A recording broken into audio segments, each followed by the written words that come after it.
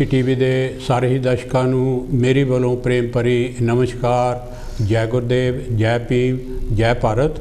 प्यारे दर्शकों, मैं थोड़ा बिशन दास बैंस देश प्रदेश प्रोग्राम लैके थोड़े सामने पेश होया हाँ और हमेशा की तरह मेरा साथ देने लई मेरे साथी समाज वीकली के चीफ एडिटर दविंदर चंद्र जी। दविंदर जी, थोड़ा स्वागत है कांची टीवी ते। थैंक यू वेरी मच जी। प्यारे दर्शकों, प्रोग्राम शुरू करने तो पहला मैं एक बहुत ही दुखदायक और मंदभागी सूचना तुहानूं देना चाहुंदा हाँ कि साडा बहुत ही प्यारा मित्र सीगा पुराना कामरेड मोहन लाल, जिहड़ा कि बर्मिंघम हैंड्सवर्थ रहिंदा सीगा। अज सुबह वो इस फानी दुनिया नूं त्याग के अज वो सानू अलविदा कह गए और बहुत सारे लोग बर्मिंघम ही ने सारे इंग्लैंड में उन्होंने जानते हैं। उन्हों दी बड़ी देन हैगी आ, बड़ी जदोजहद करते सन। उन्हों का पिंड बडाला सी, जिहड़ा हरकिशन सिंह सुरजीत का पिंड हैगा और पंडित बख्शी राम इन्हां दे पिता जी बड़े जाने मन्ने परमन्ने पुराने जिहड़े वो लीडरां चों सन। और मैं कामरेड मोहन लाल नूं भी बहुत देर तो बहुत सालों तो जानता हाँ और ये आ कि असी इकट्ठे ने काम भी किया कई मूवमेंटां दे विच। खास तौर पे असी एक बनाया सीगा रिपब्लिकन ग्रुप, जिहड़ा बनाया सीगा तकरीबन वो 70 के करीब बनाया सी, 1970 के करीब। और मोहन लाल जी भी उस ग्रुप के विच मैंबर सन। मैं उहदे विच सैकटरी वगैरह का काम करता हुंदा सीगा और उस तो असी कई जुलूस जलसियां दे विच हिस्सा लिया और लोगों के जोड़े हक सीगे, खास तौर पर जोड़े सीगे शहरीत के हक से नैशनैलिटी एक्ट सीगा जां होर इहो जिहे कई सीगे। असी उहदे विच इकट्ठियां ने कई काम कीते और नाल ही यह है कि मैं कौंसल चुनते हुए 1982 दे विच सब तो पहला एक एशियन एडवाइस सेंटर खोलिया सीगा, जिहदा नाम सीगा हक सेंटर।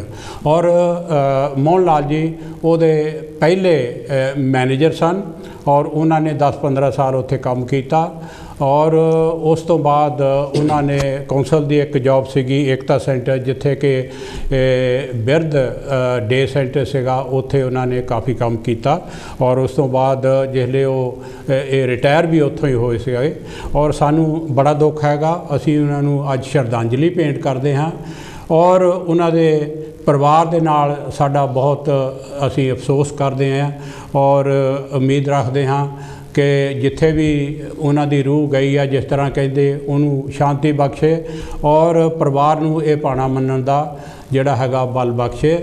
तुसी दविंदर जी कुछ कहना? थैंक यू वेरी मच जी। बाकी अफसोस की गल हैगी, बहुत दुख होया सुन के। मैनू भी बहुत बारी मौका मिलिया उन्होंने नाल बैठण दा, उन्हें संगत करन दा, कई बारी उन्होंने घर जाके मिलण दा भी मौका मिलिया। मतलब बहुत ही विद्वान और बहुत वधिया नेचर के इंसान से, मिठा बोलते सी, कभी उच्ची आवाज़ नहीं बोलना किसी नाल, मतलब जो लड़ाई झगड़े वाली तर्ज में नहीं कभी गल करनी, यू नो बहुत सीगा। मतलब सीनियर सीगे, असीं काफ़ी उन्होंने मतलब बहुत कुछ सीखण भी मिलिया उन्होंने कोलों, बहुत रिगार्ड करते सी। ते पर जिहड़ा कुदरत है, परमानेंट कुछ नहीं है। बिल्कुल, जिहड़ा जीव आया उन्हें जाना भी है। तो पर अफसोस है इस चीज़ का। उन्होंने अपने वालों बहुत बहुत श्रद्धांजलि भेंट करदा और पूरे परिवार नाल मैं परिवार का जो दुख हैगा वो साझा करदा, उहदे नाल शरीक हुंदा है। सो मेरे ख्याल परिवार में भी जिहड़ा हैगा दुख सहण दा उन्होंने हौसला मिले, ताकत मिले। बिल्कुल, इस जो दुख की घड़ी हैगी रल मिल के परिवार जोड़ा है इतों छुटकारा पाउणगे, मतलब इतों निजात लैणगे। नाल ही मैं एक गल जरूर अज कहनी चाहुंदा हाँ, जिहड़ी प्यारे दर्शकों कोरोना वायरस बीमारी चली हुई है, इत्थे बेशक कंट्रोल कर लिया हैगा, टीके भी लग गए हैगे, 1 तो 2 भी हुण जिहड़े थल्ले एज जिहड़ी हैगी है तकरीबन वो 18-20-25 तक भी पहुँच गए हैं। और भारत दे विच प्यारे दर्शकों हालत बहुत मंदी है। बेशक वो कहते हैं कि अंकड़े जिहड़े रोज़ वो अज भी दसदे लख के करीब आ गए, 4 लाख तो घट के। पर बहुत दुख की गल है, देख के फिगर डर लगदा कि अज जिहड़ियां मौतां होईयां ਭਾਰਤ ਦੇ ਵਿੱਚ ਉਹ 6410 ਦਵਿੰਦਰ ਜੀ, ਔਰ ਬਹੁਤ ਡਰ ਲੱਗਦਾ ਹੈ। ਅਸੀਂ ਦੁਆ ਕਰਦੇ ਹਾਂ ਕਿ ਇਹ ਬਿਮਾਰੀ ਜਿੱਥੋਂ ਆਈ ਸੀ ਉੱਥੇ ਮੁੜ ਕੇ ਚੱਲ ਜਾਵੇ, ਔਰ ਇਹੋ ਜਿਹੇ ਜਿਹੜੇ ਦੁੱਖ ਆ ਪਰਿਵਾਰਾਂ ਦੇ ਵਿੱਚ ਲਿਆਉਂਦੇ ਹੈਗੇ ਆ, ਉਹ ਇਹ ਬਿਮਾਰੀ ਨਾ ਲਿਆਵੇ। ਹੈਲੋ ਜੀ, ਜੈ ਗੁਰਦੇਵ, ਜੈ ਪੀਰ, ਕੌਣ ਤੇ ਕਿੱਥੋਂ ਸਾਹਿਬ ਜੀ? ਹਰ ਬੋਲਦਾ ਜੀ। ਹੈਲੋ ਜੀ। ਹੈਲੋ ਜੀ। ਜੀ ਕੌਣ ਸਾਹਿਬ ਜੀ? ਮੈਂ ਦਲੀਪ ਨਾਹਰ ਬੋਲਦਾ ਜੀ। ਦਲੀਪ ਨਾਹਰ ਜੀ, ਤੁਹਾਡਾ ਸਵਾਗਤ ਹੈ। ਕੀ ਕਹਿਣਾ ਚਾਹੁੰਦੇ ਹੋ? ਮੈਂ ਕਹਿਣਾ ਚਾਹੁੰਦਾ, ਮੈਨੂੰ ਸਵੇਰ ਮੈਨੂੰ ਪਤਾ ਲੱਗਾ ਸੀ ਮੋਹਨ ਲਾਲ ਜੀ ਜਿਹੜੇ ਆਕਾਸ਼ ਆਣਾ ਕਰ ਗਏ ਨੇ ਜੀ, ਬਹੁ ਵਿਸ਼ਨ ਦਾਸ ਵੀ ਉਹਨਾਂ ਬਾਰੇ ਬਹੁਤ ਕੁਝ ਦੱਸਿਆ। ਅਸੀਂ ਸਾਰੇ ਇਕੱਠਿਆਂ ਨੇ ਕੰਮ ਕੀਤਾ ਆ। ਬਿਲਕੁਲ ਵੀ ਚੰਗੀ ਤਰ੍ਹਾਂ ਮੈਨੂੰ ਜਾਣਦੇ, ਮੈਂ ਵੀ ਉਹਨੂੰ ਚੰਗੀ ਤਰ੍ਹਾਂ ਜਾਣਦਾ ਆ। ਅਸੀਂ ਦੋਨੋਂ ਇੱਥੇ ਪ੍ਰੋਗਰਾਮ ਵੀ ਕਾਸ਼ੀ ਦਿੰਦੇ ਰਹੇ ਹਾਂ। ਪਰ ਮੋਹਨ ਲਾਲ ਜੀ ਦੀ ਜਿੰਨੀ ਉਸ ਪਰਿਵਾਰ ਦੀ ਤੁਸੀਂ ਸ਼ਲਾਘਾ ਕਰ ਲਓ ਉਨੀ ਥੋੜੀ ਆ। ਉਹਨਾਂ ਨੇ ਇੱਕ ਬੁੱਕ ਵੀ ਲਿਖੀ ਸੀ, ਰੋਸ ਰੋਹ ਤੱਕ, ਜਿਹੜੀ ਕਿ ਗਿਆਨੀ ਜੈਲ ਸਿੰਘ ਜਿਹੜੇ ਚਲਾਣਾ ਕਰ ਗਏ ਨੇ, ਉਸੇ ਰਾਸ਼ਟਰਪਤੀ ਸੇ ਉਹਨਾਂ ਨੂੰ ਵੀ ਭੇਜੀ ਸੀ। ਉਹਨਾਂ ਮੋਹਨ ਲਾ ਕੇ ਬਹੁਤ ਉਹਨਾਂ ਸ਼ਲਾਘਾ ਕੀਤੀ ਸੀ ਜੀ ਸੈਂਟਰ ਬਾਲਮਿਕ ਸਭਾ ਵੱਲੋਂ। ਫਿਰ ਸੈਂਟਰ ਬਾਲਮਿਕ ਸਭਾ ਵੱਲੋਂ ਇੱਥੇ ਦੀ ਸਰਵਿਸ ਪੇਪਰ ਵੀ ਉਹ ਪੜ੍ਹਦੇ ਰਹੇ ਆ ਜੀ। ਉਹਨਾਂ ਨੇ ਜਿੰਨੇ ਵੀ ਹੋਰ ਉਹਨਾਂ ਦੇ ਬਾਬਾ ਸਾਹਿਬ ਵਾਲੇ ਵੀ ਬਹੁਤ ਕੰਮ ਕੀਤਾ। ਇਕੱਠਿਆਂ ਨੇ ਬੜੇ ਮੁਜ਼ਾਹਰੇ ਅਸੀਂ ਕੀਤੇ, ਬੜਾ ਹੀ ਅਸੀਂ ਕੰਮ ਕੀਤਾ। ਜਦੋਂ ਬਾਲੀ ਜੀ ਵੀ ਆਏ ਆ ਇੱਥੇ ਬਹੁ ਵਿਸ਼ਨ ਦਾਸ ਤੇ ਕਰੀ ਇਕੱਠੇ ਹੀ ਰਹਿੰਦੇ ਸੀ, ਮੈਂ ਬਹੁ ਵਿਸ਼ਨ ਦਾਸ ਜੀ, ਅਸੀਂ ਬਾਲੀ ਜੀ ਉਦੋਂ ਵੀ ਨਾਲ ਮਿਲ ਕੇ ਸਾਰਿਆਂ ਨੇ ਹੀ ਬੜਾ ਕੰਮ ਕੀਤਾ। ਅੱਜ ਬੜਾ ਹੀ ਸਾਡੇ ਲਈ ਇੱਕ ਬਹੁਤ ਕਾਲਾ ਦਿਨ ਹੈ। ਮੈਂ ਉਸ ਪਰਿਵਾਰ ਨੂੰ ਵਿਡਾਲਵੀ ਪੰਜਾਬ ਪਰਿਵਾਰ ਨੂੰ, ਕਿਉਂਕਿ ਉਹਨਾਂ ਦੀ ਮਿਸਿਜ ਵੀ ਜਿਹੜੀ 1 ਸਾਲ ਪਹਿਲਾਂ ਗੁਜ਼ਰ ਚੁੱਕੀ ਹੈ, ਕਿ ਉਹ ਜਿਹੜੇ ਜਿੰਨਾ ਸਾਰਾ ਪਰਿਵਾਰ, ਉਹਦੇ ਬੱਚੇ ਹਾਰ ਸੋਣੀ ਔਰ ਤਿੰਨੇ ਉਹਦੇ ਬੇਟੇ ਜਿਹੜੇ ਔਰ ਬੇਟੀ ਜਿਹੜੀ ਆ, ਉਹਨਾਂ ਕੋਲ ਅਸੀਂ ਬੜਾ ਦੁੱਖ ਪ੍ਰਗਟ ਕਰਤੇ ਹੈ। ਅੱਜ ਇੱਕ ਸੀਬੀ ਸੈਂਟਰ ਨੂੰ, ਅੱਜ ਸਮਾਜ ਨੂੰ ਬੜਾ ਘਾਟਾ ਪਿਆ ਆ। ਉਹ 10 ਸਾਲ ਉਹ ਪ੍ਰੈਜ਼ੀਡੈਂਟ ਰਹੇ CBSE ਸੈਂਟਰ ਬਾਲਮਿਕ ਸਭਾ ਦੇ, ਉਹਨਾਂ ਬੜਾ ਡਟ ਕੇ ਕੰਮ ਕੀਤਾ। ਮੈਂ ਸਾਰੇ ਹੀ ਸਮਾਜ ਵੱਲੋਂ, ਜਿੰਨਾ ਵੀ ਸਮਾਜ ਹੈ, ਬਾਲਮੀਕੀ ਸਮਾਜ ਹੈ, ਅਰਦਾਸੀਆ ਸਮਾਜ ਹੈ, ਸਾਰਾ ਉਸ ਪਰਿਵਾਰ ਨੂੰ ਬਹੁਤ ਬਹੁਤ ਅਫਸੋਸ ਕਰਦਾ ਹਾਂ। ਇੰਨਾ ਹੀ ਬੋਲਦਾ ਹੈ, ਮੈਂ ਜਿੰਨਾ ਹੀ ਉਹਨੇ ਸ਼ਲਾਘਾ ਕਰ ਲਓ ਉਨੀ ਹੀ ਥੋੜੀ ਹੈ। ਬੋਲ ਨਹੀਂ ਹੁੰਦਾ, ਬੜੇ ਸਾਥੀ ਬੜੇ ਅੱਛੇ ਸਨ, ਉਹਨਾਂ ਦੇ ਕਈ ਨਾਤੇ ਵੀ ਲੱਗਦੇ ਸਨ। ਇੰਨਾ ਹੀ ਬੋਲਦਾ ਹੈ। ਮੈਂ ਬਹੁ ਵਿਸ਼ਨ ਦਾਸ ਜੀ ਦਾ ਔਰ ਕਾਸ਼ੀ ਜੀ ਦਾ ਬੜਾ ਧੰਨਵਾਦ ਕਰ ਜਿਹੜੇ ਮੈਨੂੰ ਟਾਈਮ ਦਿੱਤਾ। ਉਹਨਾਂ ਨੇ ਇੱਥੇ ਹੱਥ ਕਰੀ ਸਭ ਕੁਝ ਦੱਸ ਹੀ ਗਏ ਆ, ਜਿਹੜਾ ਦੱਸੀ ਲੋੜੀ। ਬਹੁਤ ਬਹੁਤ ਧੰਨਵਾਦ ਬਹੁ ਵਿਸ਼ਨ ਦਾਸ ਜੀ। ਆਪ ਵੀ ਬੜੇ ਸੋਗੇ ਵਿੱਚ, ਮੈਂ ਵੀ ਕੁਛ ਕਰ ਨਹੀਂ ਸਕਦੇ। ਆਦਰ ਟਾਈਮ ਦੇਣ ਦਾ ਬਹੁਤ ਬਹੁਤ ਥੈਂਕ ਯੂ ਨਾਰ ਸਾਹਿਬ। ਵਾਕਿਆ ਹੀ ਬਹੁਤ ਇੰਟੈਲੀਜੈਂਟ ਇਨਸਾਨ ਸਨ। ਇੰਡੀਆ ਵਿੱਚ ਵੀ ਉਹ ਪੱਤਰਕਾਰੀ ਕਰਦੇ ਸਨ। ਸੋ ਪਿਆਰੇ ਦਰਸ਼ਕੋ, ਅੱਜ ਦਾ ਪ੍ਰੋਗਰਾਮ ਜਿਹੜਾ ਹੈਗਾ, ਅਸੀਂ ਇਹ ਆ ਕਿ ਉਹ ਜੰਗੇ ਆਜ਼ਾਦੀ, ਇੰਡੀਆ ਦੀ ਜੰਗੇ ਆਜ਼ਾਦੀ ਔਰ ਲੋਕਾਂ ਦੀ ਆਜ਼ਾਦੀ, ਮੁਲਕ ਦੀ ਆਜ਼ਾਦੀ, ਉਹਦੇ ਬਾਰੇ ਇੱਕ ਤੁਹਾਨੂੰ ਨਵਾਂ ਸੀਨ ਜਿਹੜਾ ਤੁਹਾਡੇ ਸਾਹਮਣੇ ਪੇਸ਼ ਕਰਾਂਗੇ। ਬਹੁਤ ਸਾਰੇ ਲੋਕ ਕਹਿੰਦੇ ਹਨ ਕਿ 1857 ਦਾ ਜਿਹੜਾ ਗਦਰ ਸੀਗਾ, ਉਹਨੂੰ ਮਿਲਟਰੀ ਦੀ ਮਿਊਟਨੀ ਵੀ ਕਹਿ ਦਿੰਦੇ ਹੈ, ਬਗਾਵਤ ਵੀ ਕਹਿੰਦੇ ਆ, ਔਰ ਉਹਨੂੰ ਕਹਿੰਦੇ ਆ ਕਿ ਆਜ਼ਾਦੀ ਦੀ ਜੰਗ ਪਹਿਲੀ ਜੰਗ ਸੀਗੀ।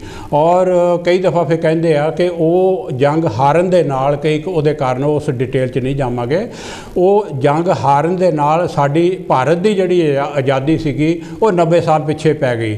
ਪਰ ਅਸੀਂ ਉਸ ਦੇ ਦਰਮਿਆਨ 1857 ਔਰ ਜਿਹੜੀ ਭਾਰਤ ਦੀ 47 ਦੀ ਆਜ਼ਾਦੀ ਹੈ, ਉਹਦੇ ਦਰਮਿਆਨ 'ਚ ਇੱਕ ਹੋਰ ਜੰਗੇ ਆਜ਼ਾਦੀ ਹੋਈ ਸੀ, ਜਿਹਨੂੰ ਕੋਈ ਹਿਸਟੋਰੀਅਨ ਜਿਹੜੇ ਹੈਗੇ ਆ ਉਹਨਾਂ ਨੇ ਬਿਆਨ ਕਰਨ ਲੱਗਿਆਂ ਇਨਸਾਫ ਨਹੀਂ ਕੀਤਾ।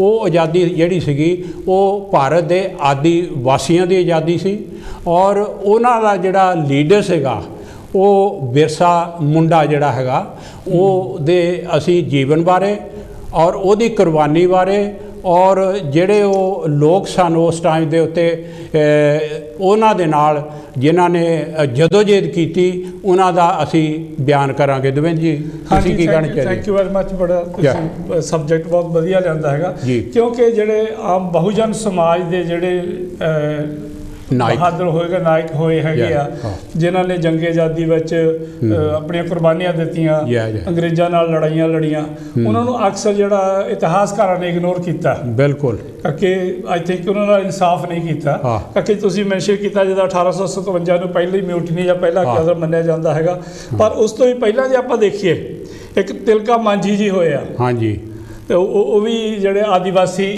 ਕਮਿਊਨਿਟੀਜ਼ ਸੀ, ਜਿਹਨੂੰ ਆਪਾਂ ਸ਼ਡਿਊਲਡ ਟ੍ਰਾਈਬਸ ਅੱਜ ਕਹਿੰਦੇ ਹੈਗੇ। ਅੱਗੇ ਜਾਣ ਤੋਂ ਪਹਿਲਾਂ ਲੈ ਲਈਏ ਕਾਲ ਲੈ ਲਈਏ। ਹੈਲੋ ਜੀ, ਜੈ ਗੁਰਦੇਵ, ਜੈ ਪੀਰ, ਕੌਣ ਤੇ ਕਿੱਥੋਂ ਸਾਹਿਬ ਜੀ? ਜੈ ਗੁਰਦੇਵ, ਜੈ ਪੀਰ।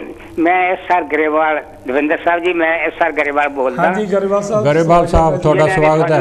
ਕਾਮਰੇਡ ਮੋਹਨ ਦੀਆਂ ਫੋਟੋਆਂ ਪਹੁੰਚਾਈਆਂ ਸੀ ਜੀ। ਕਾਮਰੇਡ ਕੋਈ ਛੋਟੇ ਜਿਹੇ ਬੰਦੇ ਨਹੀਂ ਸਾਡੀ ਕਮਿਊਨਿਟੀ ਦੇ ਵਿੱਚ ਜੀ। ਪਹਿਲਾਂ ਜਦੋਂ 1963 ਦੇ ਵਿੱਚ ਆਜ ਧਰਮੀ ਵਾਲਮੀਕੀ ਬੋਧੀ ਸਾਰਿਆਂ ਨੇ ਰਲ ਕੇ ਇੱਕ ਸੈਂਟਰ ਬਣਾਇਆ ਸੀ ਜੀ। ਉਸ ਸੈਂਟਰ ਦੇ ਵਿੱਚ 1963 ਦੇ ਬਹੁਤ ਸਾਰੇ ਤਾਂ ਉਦੋਂ ਲੋਕ ਆਏ ਵੇ ਨਾ ਸੀ ਜੀ। ਉਦੋਂ ਬਾਅਦ ਵੀ ਮੋਹਨ ਨੇ ਇਕੱਲੇ ਨੇ ਸਭ ਤੋਂ ਪਹਿਲਾਂ ਇਹਦੀ ਜ਼ਿੰਦਗੀ ਇਹਨਾਂ ਦੇ ਡਾਢਦੀ ਆ। ਜਦੋਂ ਇੱਧਰ ਨੂੰ ਆਇਆ ਤਾਂ ਇਹ ਇੱਕ ਕਿਸਮ ਦਾ ਗੌਰਮੈਂਟ ਦਾ ਭਗੌੜਾ ਬੰਦਾ ਆ। ਕਿਉਂਕਿ ਪਾਸਪੋਰਟ ਉਹਦਾ ਬਣ ਹੀ ਨਾ ਸੀ ਸਕਦਾ। ਜਦੋਂ ਪੰਡਤ ਜੀ ਜੇਲ੍ਹ 'ਚ ਸੀ ਤਾਂ ਦਿਖਾ ਲੈਣ ਗਿਆ ਪੰਡਤ ਬਖਸ਼ੀ ਰਾਮ ਨੂੰ ਆਪਣੇ ਡਾਡ ਨੂੰ ਵੀ ਮੇਰਾ ਪਾਸਪੋਰਟ ਆਇਆ ਜੀ। ਤਾਂ ਉਹ ਕਹਿੰਦੇ ਤੂੰ ਜਾ ਨਹੀਂ ਸਕਦਾ। ਉਹ ਕਹਿੰਦੇ ਮੇਰੇ ਕੋਲ ਪਾਸਪੋਰਟ ਵੀ ਬਣਾ ਲਿਆ, ਮੈਂ ਤਾਂ ਚਲੇ ਜਾਣਾ। ਅਨੇ ਉਹ 63 ਦੇ ਵਿੱਚ ਆ ਗਿਆ। ਇਹ ਤੋਂ ਪਹਿਲਾਂ ਕਾਮਰੇਡ ਨੂੰ ਇਹ ਹੁਕਮ ਦਿੰਦੇ ਸੀ ਕਰਕੇ ਕਾਲੀ ਪੱਤਰਕਾ ਦਾ ਉਹ ਐਡੀਟਰ ਸੀਗਾ। ਬਿਲਕੁਲ। ਸੰਤ ਫਤਿਹ ਸਿੰਘ ਨੇ ਕੀ ਕਿਹਾ, ਕਹਿੰਦਾ ਜੇ ਤੂੰ ਛੋਟੀ ਜਿਹੀ ਦਾੜੀ ਰੱਖ ਲਵੇਂ ਤਾਂ ਕੇਸ ਰੱਖ ਲਵੇਂ ਤਾਂ ਤੈਨੂੰ ਅਕਾਲੀ ਦਲ ਸੋਹਣੀ ਅਕਾਲੀ ਦਲ ਦਾ ਜਨਰਲ ਸੈਕਟਰੀ ਬਣਾ ਦਿੰਦੇ ਆ।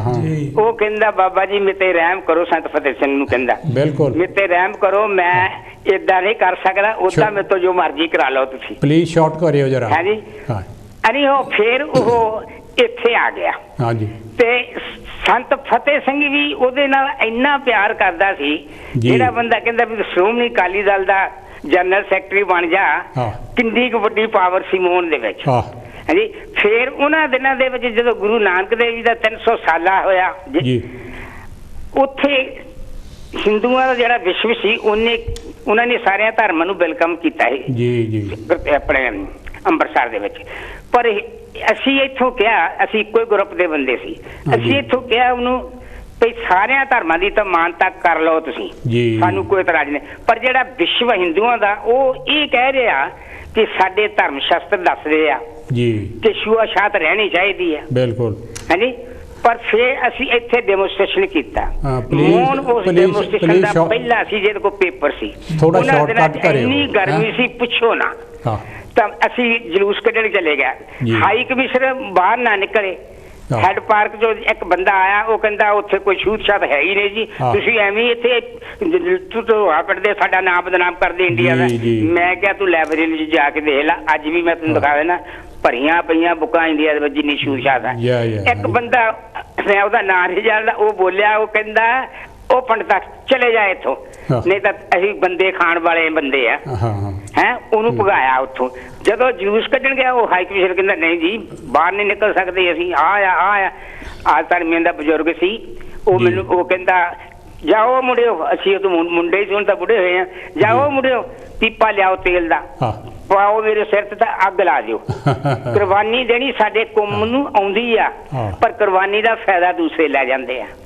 ਅੱਛਾ। ਫਿਰ ਕਾਮਰੇਡ ਉਹ ਸਾਰੇ ਬਾਹਰ ਨਿਕਲੇ, ਮਿੰਨਤਾਂ ਕਰ ਲਏ, ਫਿਰ ਸਾਨੂੰ ਔਰੰਜ ਦੇ ਗਲਾਸ ਵੀ ਆਫਰ ਕੀਤੇ, ਉਹ ਵੀ ਅਸੀਂ ਪੀਤੇ। ਭਾਜੀ ਥੋੜਾ ਨਾ ਤੁਸੀਂ ਸ਼ਾਰਟਕਟ ਕਰਿਓ, ਇਹਨਾਂ ਬਾਰੇ ਪ੍ਰੋਗਰਾਮ ਅਸੀਂ ਪੂਰਾ ਕਰਾਂਗੇ। ਅੱਜ ਜਿਹੜਾ ਪ੍ਰੋਗਰਾਮ ਕੋ ਹੋਰ ਅਸੀਂ ਕਰਨਾ please. Thank you very much, ਬਹੁਤ ਹੀ ਸ਼ੁਕਰੀਆ ਦੀ ਗੱਲ ਆ। ਮੈਂ ਦੋਨੇ ਪ੍ਰੈਜ਼ੈਂਟਰਾਂ ਨੂੰ ਬਹੁਤ ਬਹੁਤ ਧੰਨਵਾਦ ਕਰਦਾ। ਪੂਰਾ ਪ੍ਰੋਗਰਾਮ ਅਸੀਂ ਕਿਤੇ ਪ੍ਰੋਗਰਾਮ ਰੱਖ ਕੇ ਫਿਰ ਮੈਂ ਕਦੀ ਬੋਲਿਆ ਨਹੀਂ, ਹੌਲੀ ਹੌਲੀ ਬੋਲਣਾ ਵੀ ਸਿੱਖ ਜਾਵਾਂਗੇ। Thank you. ਫਿਰ ਕਿਤੇ ਪ੍ਰੋਗਰਾਮ ਰੱਖ ਕੇ ਪੂਰਾ ਪ੍ਰੋਗਰਾਮ ਕਰਾਂਗੇ, ਮਾਈਂਡ ਨਾ ਕਰਿਓ ਤੁਸੀਂ ਇਸ ਗੱਲ ਦਾ। Thank you very much. ਹਾਂਜੀ।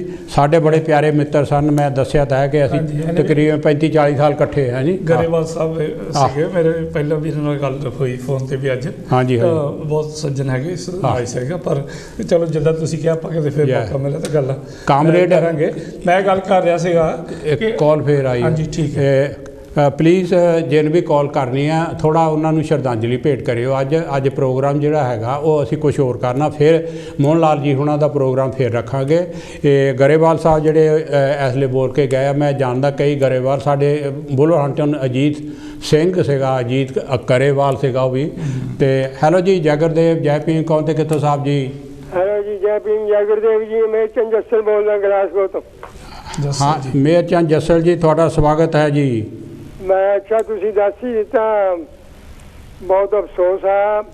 ਮੋਹਨ ਬੰਡਾਲ ਵੀ ਸਾਡੇ ਜਿਹੜੇ ਜਿਨ੍ਹਾਂ ਦੇ ਕੋਲੋਂ ਅਸੀਂ ਬਹੁਤ ਕੁਝ ਸਿੱਖਿਆ ਜੀ, ਜਦੋਂ ਇੱਥੇ ਕਮੇਟੀ ਬਣਾਈ ਸੀਗੀ ਜੀ ਤੇ ਝੁੰਮਟ ਹੋਣੀ ਹੁੰਦੇ ਸੀ, ਉਹਨੀ ਇੱਕੋ ਗਰੁੱਪ ਦੇ ਵਿੱਚ ਸੀਗੇ, ਅਣਜਾਣ ਸੀਗੇ, ਅਸੀਂ ਸਿੱਖਿਆ ਬਹੁਤ ਹੈ। ਨਹੀਂ ਵੇ ਫਿਰ ਤੁਸੀਂ ਪ੍ਰੋਗਰਾਮ ਰੱਖਣਾ ਉਦੋਂ ਗੱਲਾਂ ਕਰਾਂਗੇ। ਮੈਂ ਸ਼ਰਧਾਂਜਲੀ ਉਹਨਾਂ ਨੂੰ ਦੇਣੀ ਚਾਹੁੰਦਾ ਆ ਔਰ ਦੇ ਰਿਹਾ, ਤੇ ਉਹ ਵੀ ਦੁਨੀਆ ਨੂੰ ਅਲਵਿਦਾ ਕਹੇਗਾ ਆ।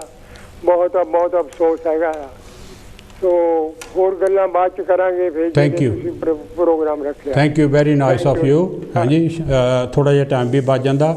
ਪਿਆਰੇ ਦਰਸ਼ਕੋ, ਅਸੀਂ ਗੱਲ ਕਰ ਰਹੇ ਸੀਗੇ ਆਦੀਵਾਸੀ ਮੂਵਮੈਂਟ ਦੀ ਔਰ ਆਦੀਵਾਸੀਆਂ ਦੇ ਜਿਹੜੇ ਸੀਗੇ ਬਹੁਜਨ ਨਾਇਕ ਸੀਗੇ ਬਿਰਸਾ ਮੁੰਡਾ ਜਿਹੜਾ ਸੀਗਾ ਉਹਦਾ ਪਿਆਰੇ ਦਰਸ਼ਕੋ ਜਨਮ ਹੋਇਆ ਸੀਗਾ 15 ਨਵੰਬਰ 1875 ਨੂੰ ਰਾਂਚੀ ਔਰ ਝਾਰਖੰਡ।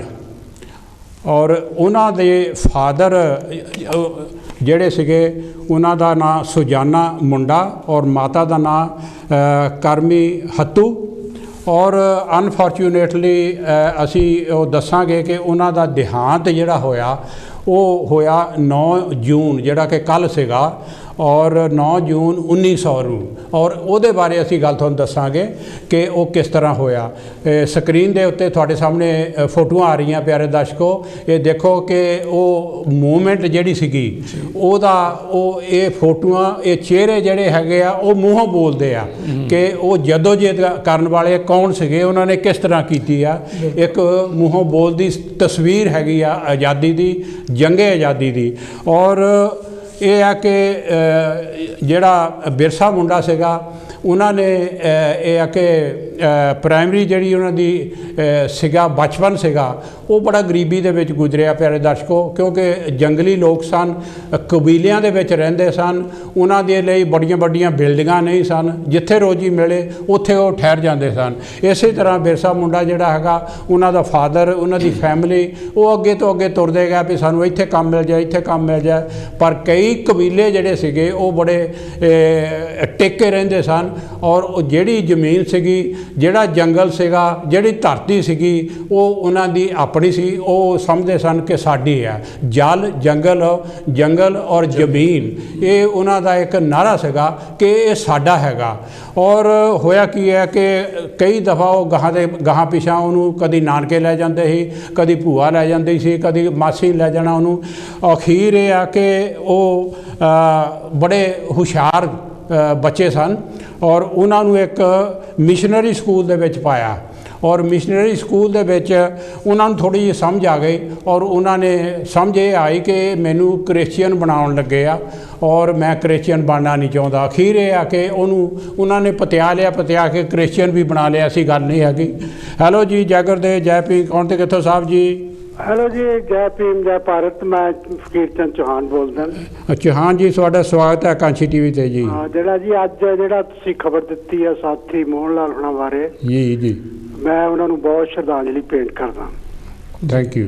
ਕਿਉਂਕਿ ਮੈਂ 1963 ਤੋਂ ਹੀ ਉਹਨਾਂ ਦੇ ਨਾਲ ਮੇਰੀ ਉਹਨਾਂ ਦੀ ਪਹਿਚਾਣ ਸੀਗੀ ਜੀ। ਕਿਉਂਕਿ ਉਹ ਇਦਾਂ ਸੀ ਵੀ ਉਹ ਭਾਰਤ ਦੇ ਵਿੱਚੋਂ ਜਦ ਆਏ ਆ ਇੱਥੇ ਜੀ, ਉਹ ਲਿਖ ਵੀ ਸਕਦੇ ਸੀ ਤੇ ਸਟੇਜ ਤੇ ਬੋਲ ਵੀ ਸਕਦੇ ਸੀ। ਬਿਲਕੁਲ। ਕਿਉਂਕਿ ਬੜੇ ਪ੍ਰੋਗਰਾਮਾਂ ਦੇ ਵਿੱਚ ਜਾਨੀ ਜੇ ਕੁਝ ਲਿਖਣਾ ਹੋਵੇ ਤਾਂ ਉਹ ਪ੍ਰੈਸ ਨੂੰ ਲਿਖਦੇ ਸੀਗੇ ਤਾਂ ਸਪੀਚ ਵੀ ਕਰਦੇ ਸੀ।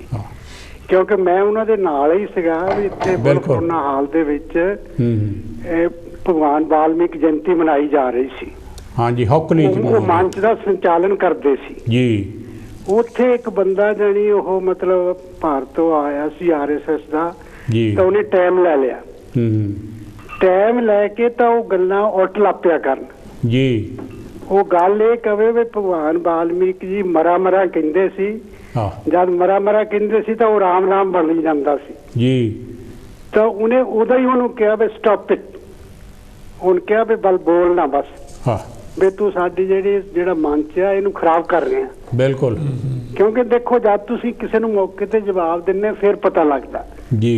ਪਰ ਇਹ ਦੇਖੋ ਵੀ ਜਿਹੜਾ ਉਹ ਮੈਂ ਉਹਨਾਂ ਤੋਂ ਜਾਣਕਾਰੀ ਹਾਸਲ ਕੀਤੀ ਸੀ ਉਹ ਜਾਨੀ ਉੱਥੇ CPI ਦੇ ਨਾਲ ਜ਼ਿਆਦਾ ਜੁੜੇ ਹੋਏ ਸੀ ਜੀ।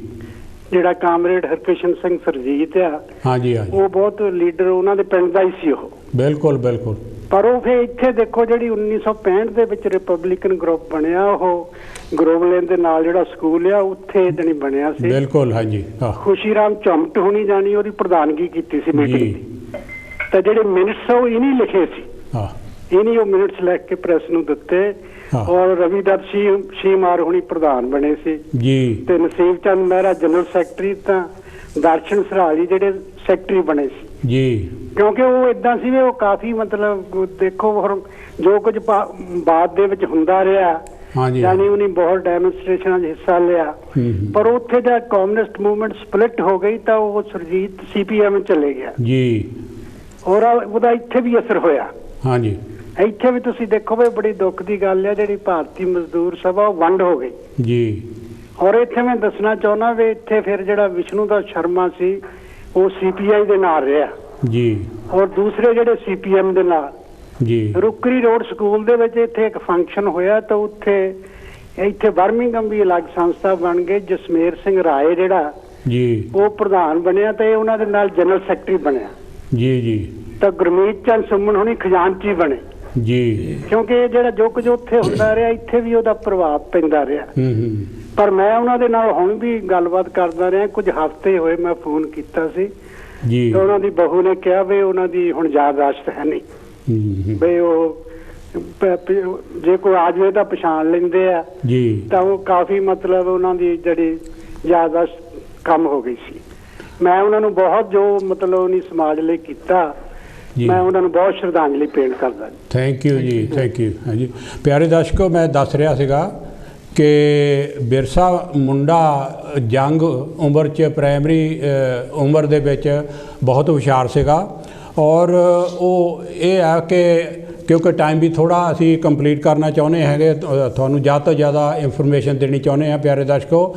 ਔਰ ਸਕੂਲੋਂ ਵੀ ਉਹਨੂੰ ਉਠਾ ਲਿਆ, ਉੱਥੇ ਕੋਈ ਇਹ ਆ ਕਿ ਉਹਨੂੰ ਚੰਗਾ ਨਹੀਂ ਲੱਗਾ ਔਰ ਗੜਬੜ ਜਿਹੀ ਹੁੰਦੀ ਸੀ ਸਕੂਲ ਦੇ ਵਿੱਚ। ਉਹ ਆਰਗੂਮੈਂਟ ਕਰਦੇ ਸਨ ਔਰ ਕ੍ਰਿਸਚੀਅਨ ਦੇ ਨਾਲ ਵੀ ਔਰ ਦੂਸਰਿਆਂ ਦੇ ਨਾਲ ਵੀ। ਉੱਥੋਂ ਸਕੂਲੋਂ ਉਹਨਾਂ ਨੇ ਉਹ ਘਰਦਿਆਂ ਨੇ ਉਹਨੂੰ ਉਠਾ ਲਿਆ। ਹੈਲੋ ਜੀ, ਜੈ ਗੁਰਦੇਵ, ਜੈ ਭੀਮ, ਕੌਣ ਤੇ ਕਿੱਥੋਂ ਸਾਹਿਬ ਜੀ?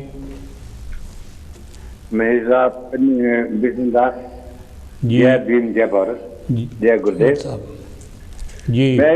मैं कर फोन किया, जो खुशी चंद चौहान जी है ना जी, वो बड़े महान आ जी। पता क्यों? वैसे करके उन्हें हिस्ट्री का पता बहुत है जी। उन्हें जो देखे ना, मैंने पता है 1966 के बाद, 7 के बाद उन्हें, हाँ बेन साहब तुझ भी देखे नहीं? बेन साहब जी जी नहीं, फकीर चंद उन्होंने जो गल की बहुत चंगी की, मैं तो रिस्पेक्ट करदा जी। फकीर चंद दे उन्होंने गल की बहुत नाश की है, क्योंकि वो जद भी गल करते आ वो थन ही कहते हिस्ट्री की आ जी। उन्हें मानते ही है, वो जद भी गल करते आ जी हिस्ट्री करते आ।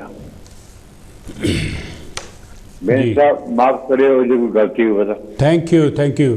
सो प्यारे दर्शकों, ये उन्होंने बचपन सीगा और बचपन तो वो थोड़ा जिहा जवानी दे विच आए तो गल की है कि जदोजहद चली कित्थों, अंग्रेज़ां ने एक 1882 का जिहड़ा फॉरेस्ट एक्ट जिहड़ा हैगा वो जंगलों के उत्ते लागू करना शुरू किया। वो फॉरेस्ट एक्ट के अंडर ये सीगा। हैलो जी, जय गुरदेव, जय भीम, कौन ते कित्थों साहब जी?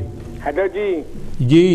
हाँ, मैं स्वर्ण राही साउथ हाल तो बोल रहा जी। राही साहब थोड़ा स्वागत है जी। ते मैं अपने मोहन लाल जी हुणां नूं श्रद्धांजलि भेंट करदा हां अपने वालों ते अपनी फैमिली वालों। थैंक यू जी। ते ਇਹ ਸਾਡੇ ਮੋਹਨ ਲਾਲ ਜੀ ਹੁਣੀ ਸਾਡੀ ਕੌਮ ਦੇ ਵਿੱਚੋਂ ਸਭ ਤੋਂ ਜ਼ਿਆਦਾ ਵੱਧ ਪੜ੍ਹੇ ਲਿਖੇ ਸਨ। ਬਿਲਕੁਲ। ਔਰ ਸਭ ਤੋਂ ਵੱਧ ਇੰਗਲਿਸ਼ ਵਿੱਚ, ਹਿੰਦੀ ਵਿੱਚ, ਪੰਜਾਬੀ ਵਿੱਚ ਘੰਟਾ ਭਰ ਭਾਸ਼ਣ ਦੇ ਸਕਦੇ। ਜੀ ਜੀ, ਹਾਂਜੀ ਇਦਾਂ ਹੀ ਸੀ। ਹਾਂਜੀ, ਇਹ ਤੁਹਾਨੂੰ ਵੀ ਪਤਾ ਹੀ ਹੋਣਾ ਸੀ ਬੈਨ ਸਾਹਿਬ ਜੀ ਜੀ। ਉਹਨਾਂ ਬਾਰੇ ਮੈਂ ਅੱਜ ਨਹੀਂ, ਜਿੱਦਣ ਫਿਰ ਪ੍ਰੋਗਰਾਮ ਰੱਖਾਂਗੇ ਕੁਝ ਜ਼ਿਆਦਾ ਬੋਲੂੰਗਾ। ਤੇ ਅੱਜ ਮੈਂ ਸਿਰਫ ਉਹਨਾਂ ਨੂੰ ਸ਼ਰਧਾਂਜਲੀ ਭੇਟ ਹੀ ਕਰਦਾ ਹਾਂ। Thank you, thank you very much. ਜੈ ਵਾਲਮੀਕੀ। Thank you. ਸੋ ਪਿਆਰੇ ਦਰਸ਼ਕੋ, ਇਹ ਆ ਕਿ ਬਿਰਸਾ ਮੁੰਡਾ ਜਿਹੜਾ ਹੈਗਾ, ਜਿਸ ਵੇਲੇ ਇਹ ਕਾਨੂੰਨ ਲਿਆਂਦਾ 1882 ਦਾ, ਔਰ 1882 ਦੇ ਕਾਨੂੰਨ ਦੇ ਥੱਲੇ ਉਹਨਾਂ ਨੇ ਕੀ ਕੀਤਾ ਹੈ, ਉਹ ਕਹਿੰਦੇ ਕਿ ਅਸੀਂ ਮੁਰੱਬੇਬੰਦੀ, ਜਿਹਨੂੰ ਆਪਾਂ ਕਹਿੰਦੇ ਜਾਂ ਜਮਾਬੰਦੀ ਹੈਗੀ ਆ, ਉਹ ਅਸੀਂ ਕਰਨੀ ਆ। ਔਰ ਉਹਦੇ ਕਾਨੂੰਨ ਦੇ ਅੰਡਰ ਉਹਨਾਂ ਨੇ ਕੀ ਕੀਤਾ, ਜਿਹੜੇ ਉਹਨਾਂ ਦੀਆਂ ਝੁੱਗੀਆਂ ਸੀਗੀਆਂ ਉਹ ਛੱਡ ਦਿੱਤੀਆਂ, ਔਰ ਬਾਕੀ ਜਿਹੜੀ ਜ਼ਮੀਨ ਸੀਗੀ ਉਹਨਾਂ ਦੇ ਲਈ ਉਹਨਾਂ ਨੇ ਪਹਿਲਾਂ ਹੀ ਇੱਕ ਠੇਕੇਦਾਰ ਖੜੇ ਕੀਤੇ ਹੋ ਸੀਗੇ ਕਿ ਤੁਸੀਂ ਜੰਗਲ ਨੂੰ ਵੱਢ ਕੇ ਇਹਨਾਂ ਨੂੰ ਆਬਾਦ ਕਰਨਾ, ਇਹ ਖੇਤੀਬਾੜੀ ਦੇ ਵਿੱਚ ਲਿਆਉਣਾ। ਔਰ ਜਿਸਲੇ ਇਹ ਗੱਲ ਲਿਆਂਦੀ 56 ਤੱਕ ਵੀ ਆਈ, ਆਦੀਵਾਸੀਆਂ ਦੀ ਜ਼ਮੀਨ ਜਿਹੜੀ ਅਧਿਕਾਰ ਜਿਹੜੇ ਆ ਉਹ ਖ਼ਤਮ ਕਰ ਦਿੱਤੇ। ਉਹ ਖ਼ਤਮ ਕਰਨ ਦੇ ਨਾਲ ਇਹ ਆ ਕਿ ਤਕਰੀਬਨ ਉਸ ਟਾਈਮ ਦੇ ਉੱਤੇ 600 ਜਿਹੜੇ ਸੀਗੇ ਜਗੀਰਦਾਰ, ਔਰ 150 ਪਿੰਡ ਦੇ ਵਿੱਚ ਉਹਨਾਂ ਨੇ ਜੀ ਜਗੀਰਦਾਰਾਂ ਨੇ ਇਹ ਆਪਣਾ ਵੀ ਅਸੀਂ ਆਹ ਇਲਾਕਾ ਅਸੀਂ ਸਾਨੂੰ ਦੇ ਦਿਓ, ਹਾਂਜੀ ਠੇਕੇ ਲੈ ਲੈ। ਔਰ ਜਿਹੜੇ ਉੱਥੇ ਆਦੀਵਾਦੀ ਸੀਗੇ ਉਹਨਾਂ ਨੂੰ ਬਿਲਕੁਲ ਨਹੀਂ ਪੁੱਛਿਆ। ਔਰ ਜਿਹੜੇ ਪੁਲਿਸ ਵੀ ਸੀਗੀ ਜਾਂਦੀ, ਪੁਲਿਸ ਵੀ ਇਹ ਸੀਗੀ ਕਿ ਉਹਨਾਂ ਦੇ ਉੱਤੇ ਤਸ਼ੱਦਦ ਕਰਦੀ ਸੀਗੀ। ਉਹ ਉਹਨਾਂ ਦੇ ਘਰੀ ਵੀ ਚਲੇ ਜਾਂਦੀ ਸੀ, ਅੰਦਰ ਹੀ ਵੀ ਜਾ ਵੜਦੀ ਸੀ। ਔਰਤਾਂ ਦੇ ਜੋ ਗਹਿਣੇ ਸੀਗੇ ਉਹ ਵੀ ਖਿੱਚ ਕੇ ਲਾਹ ਲਿਆਉਂਦੇ ਸੀ। ਉਹਨਾਂ ਨੂੰ ਪਤਾ ਸੀਗਾ ਕਿ ਉਹ ਵਹਿਸ਼ੀ ਸਮਝਦੇ ਸੀਗੇ ਆਦੀਵਾਸੀਆਂ ਨੂੰ, ਕਹਿੰਦੇ ਸੀ ਵੀ ਇਹਨਾਂ ਨੂੰ ਕੋਈ ਅਕਲ ਨਹੀਂ, ਇਹ ਜੰਗਲੀ ਲੋਕ ਆ, ਇਹ ਵਹਿਸ਼ੀ ਲੋਕ ਆ, ਇਹ ਕੀ ਕਰ ਸਕਦੇ ਹਨ, ਕਾਨੂੰਨ ਤਾਂ ਸਾਡੇ ਕੋਲ ਹੈ। ਔਰ ਜਿਹੜੇ ਉਹ ਠੇਕੇਦਾਰ ਵੀ ਸੀਗੇ ਉਹ ਵੀ ਇਹੋ ਹੀ ਉਹਨਾਂ ਦਾ ਰਵੱਈਆ ਸੀਗਾ ਕਿ ਇਹ ਲੋਕ ਤਾਂ ਇਹਨਾਂ ਤੋਂ ਕੋਈ ਅਕਲ ਹੀ ਨਹੀਂ ਹੈਗੀ, ਨਾ ਸਰਕਾਰ ਇਹਨਾਂ ਦੇ ਨਾਲ ਹੈ, ਨਾ ਇਹਨਾਂ ਨੂੰ ਆਪ ਅਕਲ ਹੈਗੀ ਆ। ਸੋ ਉਹਨਾਂ ਨੇ ਇਹ ਜਿੱਦਾਂ ਵੀ ਤੁਸੀਂ ਝੂਠ ਬੋਲ ਲਓ ਭਈ, ਉਹਨਾਂ ਦੀ ਜੋ ਉਹਨਾਂ ਦੇ ਉੱਤੇ ਜਿੰਨੇ ਵੀ ਤਸ਼ੱਦਦ ਕੀਤੇ ਉਹ ਬਿਆਨ ਤੋਂ ਬਾਹਰ ਹੈ। ਮਾਰ ਵੱਢ ਵੀ ਕੀਤਾ, ਗੋਲੀਆਂ ਵੀ ਚਲਾਈਆਂ। ਔਰ ਇਹ ਆ ਕਿ ਉਹ ਤਸ਼ੱਦਦ ਦੇ ਵਿੱਚੋਂ ਫਿਰ ਬਿਰਸਾ ਮੁੰਡਾ ਦੀ ਜਿਹੜੀ ਲਹਿਰ ਵਾ ਉਹ ਨਿਕਲੀ ਜੀ। ਹਾਂਜੀ, ਤੁਸੀਂ ਕੁਛ ਇੱਥੇ ਕਹਿਣਾ? ਹਾਂਜੀ, ਦੇਖੋ ਇਹਨਾਂ ਨੇ ਜਿਹੜੀ ਲਹਿਰ ਹੈਗੀ ਆ ਉਹ ਚਲਾਈ ਆ ਜਾ ਕੇ 1897 ਦੇ ਵਿੱਚ। ਹਾਂਜੀ ਹਾਂ। ਔਰ ਇਹਨਾਂ ਨੇ ਹਜ਼ਾਰਾਂ ਦੇ ਹਿਸਾਬ ਨਾਲ ਜਿਹੜੇ ਆਪਣੇ ਬੰਦੇ ਨੂੰ ਟ੍ਰੇਨ ਕੀਤਾ, ਤਿਆਰ ਕੀਤਾ ਕਰਕੇ। ਇਹਨਾਂ ਕੋਲ ਹਥਿਆਰ ਤਾਂ ਜਿਹੜੇ ਤੀਰ ਕਮਾਨ ਜਾਂ ਉੱਥੇ ਵਾਲੇ ਸੀਗੇ ਉਹੀ ਸੀ, ਰਾਈਫਲ ਤਾਂ ਹੈ ਨਹੀਂ ਸੀ। ਬਿਲਕੁਲ ਬਿਲਕੁਲ। ਪਰ ਉਹਨਾਂ ਦੇ ਨਾਲ ਹੀ ਇਹਨਾਂ ਨੇ ਜਿਹੜੇ ਬ੍ਰਿਟਿਸ਼ ਸੋਲਜਰ ਸੀ, ਬ੍ਰਿਟਿਸ਼ ਆਰਮੀ ਸੀ ਜਾਂ ਬ੍ਰਿਟਿਸ਼ ਸਿਪਾਹੀ ਸੀਗੇ, ਉਹਨਾਂ ਨੂੰ ਨੱਕ ਦੇ ਚਣੇ ਚਬਾਤੇ ਉਹਨਾਂ ਨੂੰ। ਬਿਲਕੁਲ ਬਿਲਕੁਲ। ਮਤਲਬ ਇਹਨਾਂ ਨੇ ਬਹੁਤ ਬਹਾਦਰੀ ਨਾਲ ਉਹਦਾ ਮੁਕਾਬਲਾ ਕੀਤਾ। ਫਿਰ ਕਿਸੇ ਤਰੀਕੇ ਨਾਲ ਨਾ ਅੰਗਰੇਜ਼ਾਂ ਨੇ ਇਹਨਾਂ ਦੇ 30-32 ਬੰਦੇ ਉਹ ਸਰੈਂਡਰ ਕਰਵਾ ਲਿਆ ਜਾਂ ਉਹਨਾਂ ਨੂੰ ਫੜ ਲਿਆ।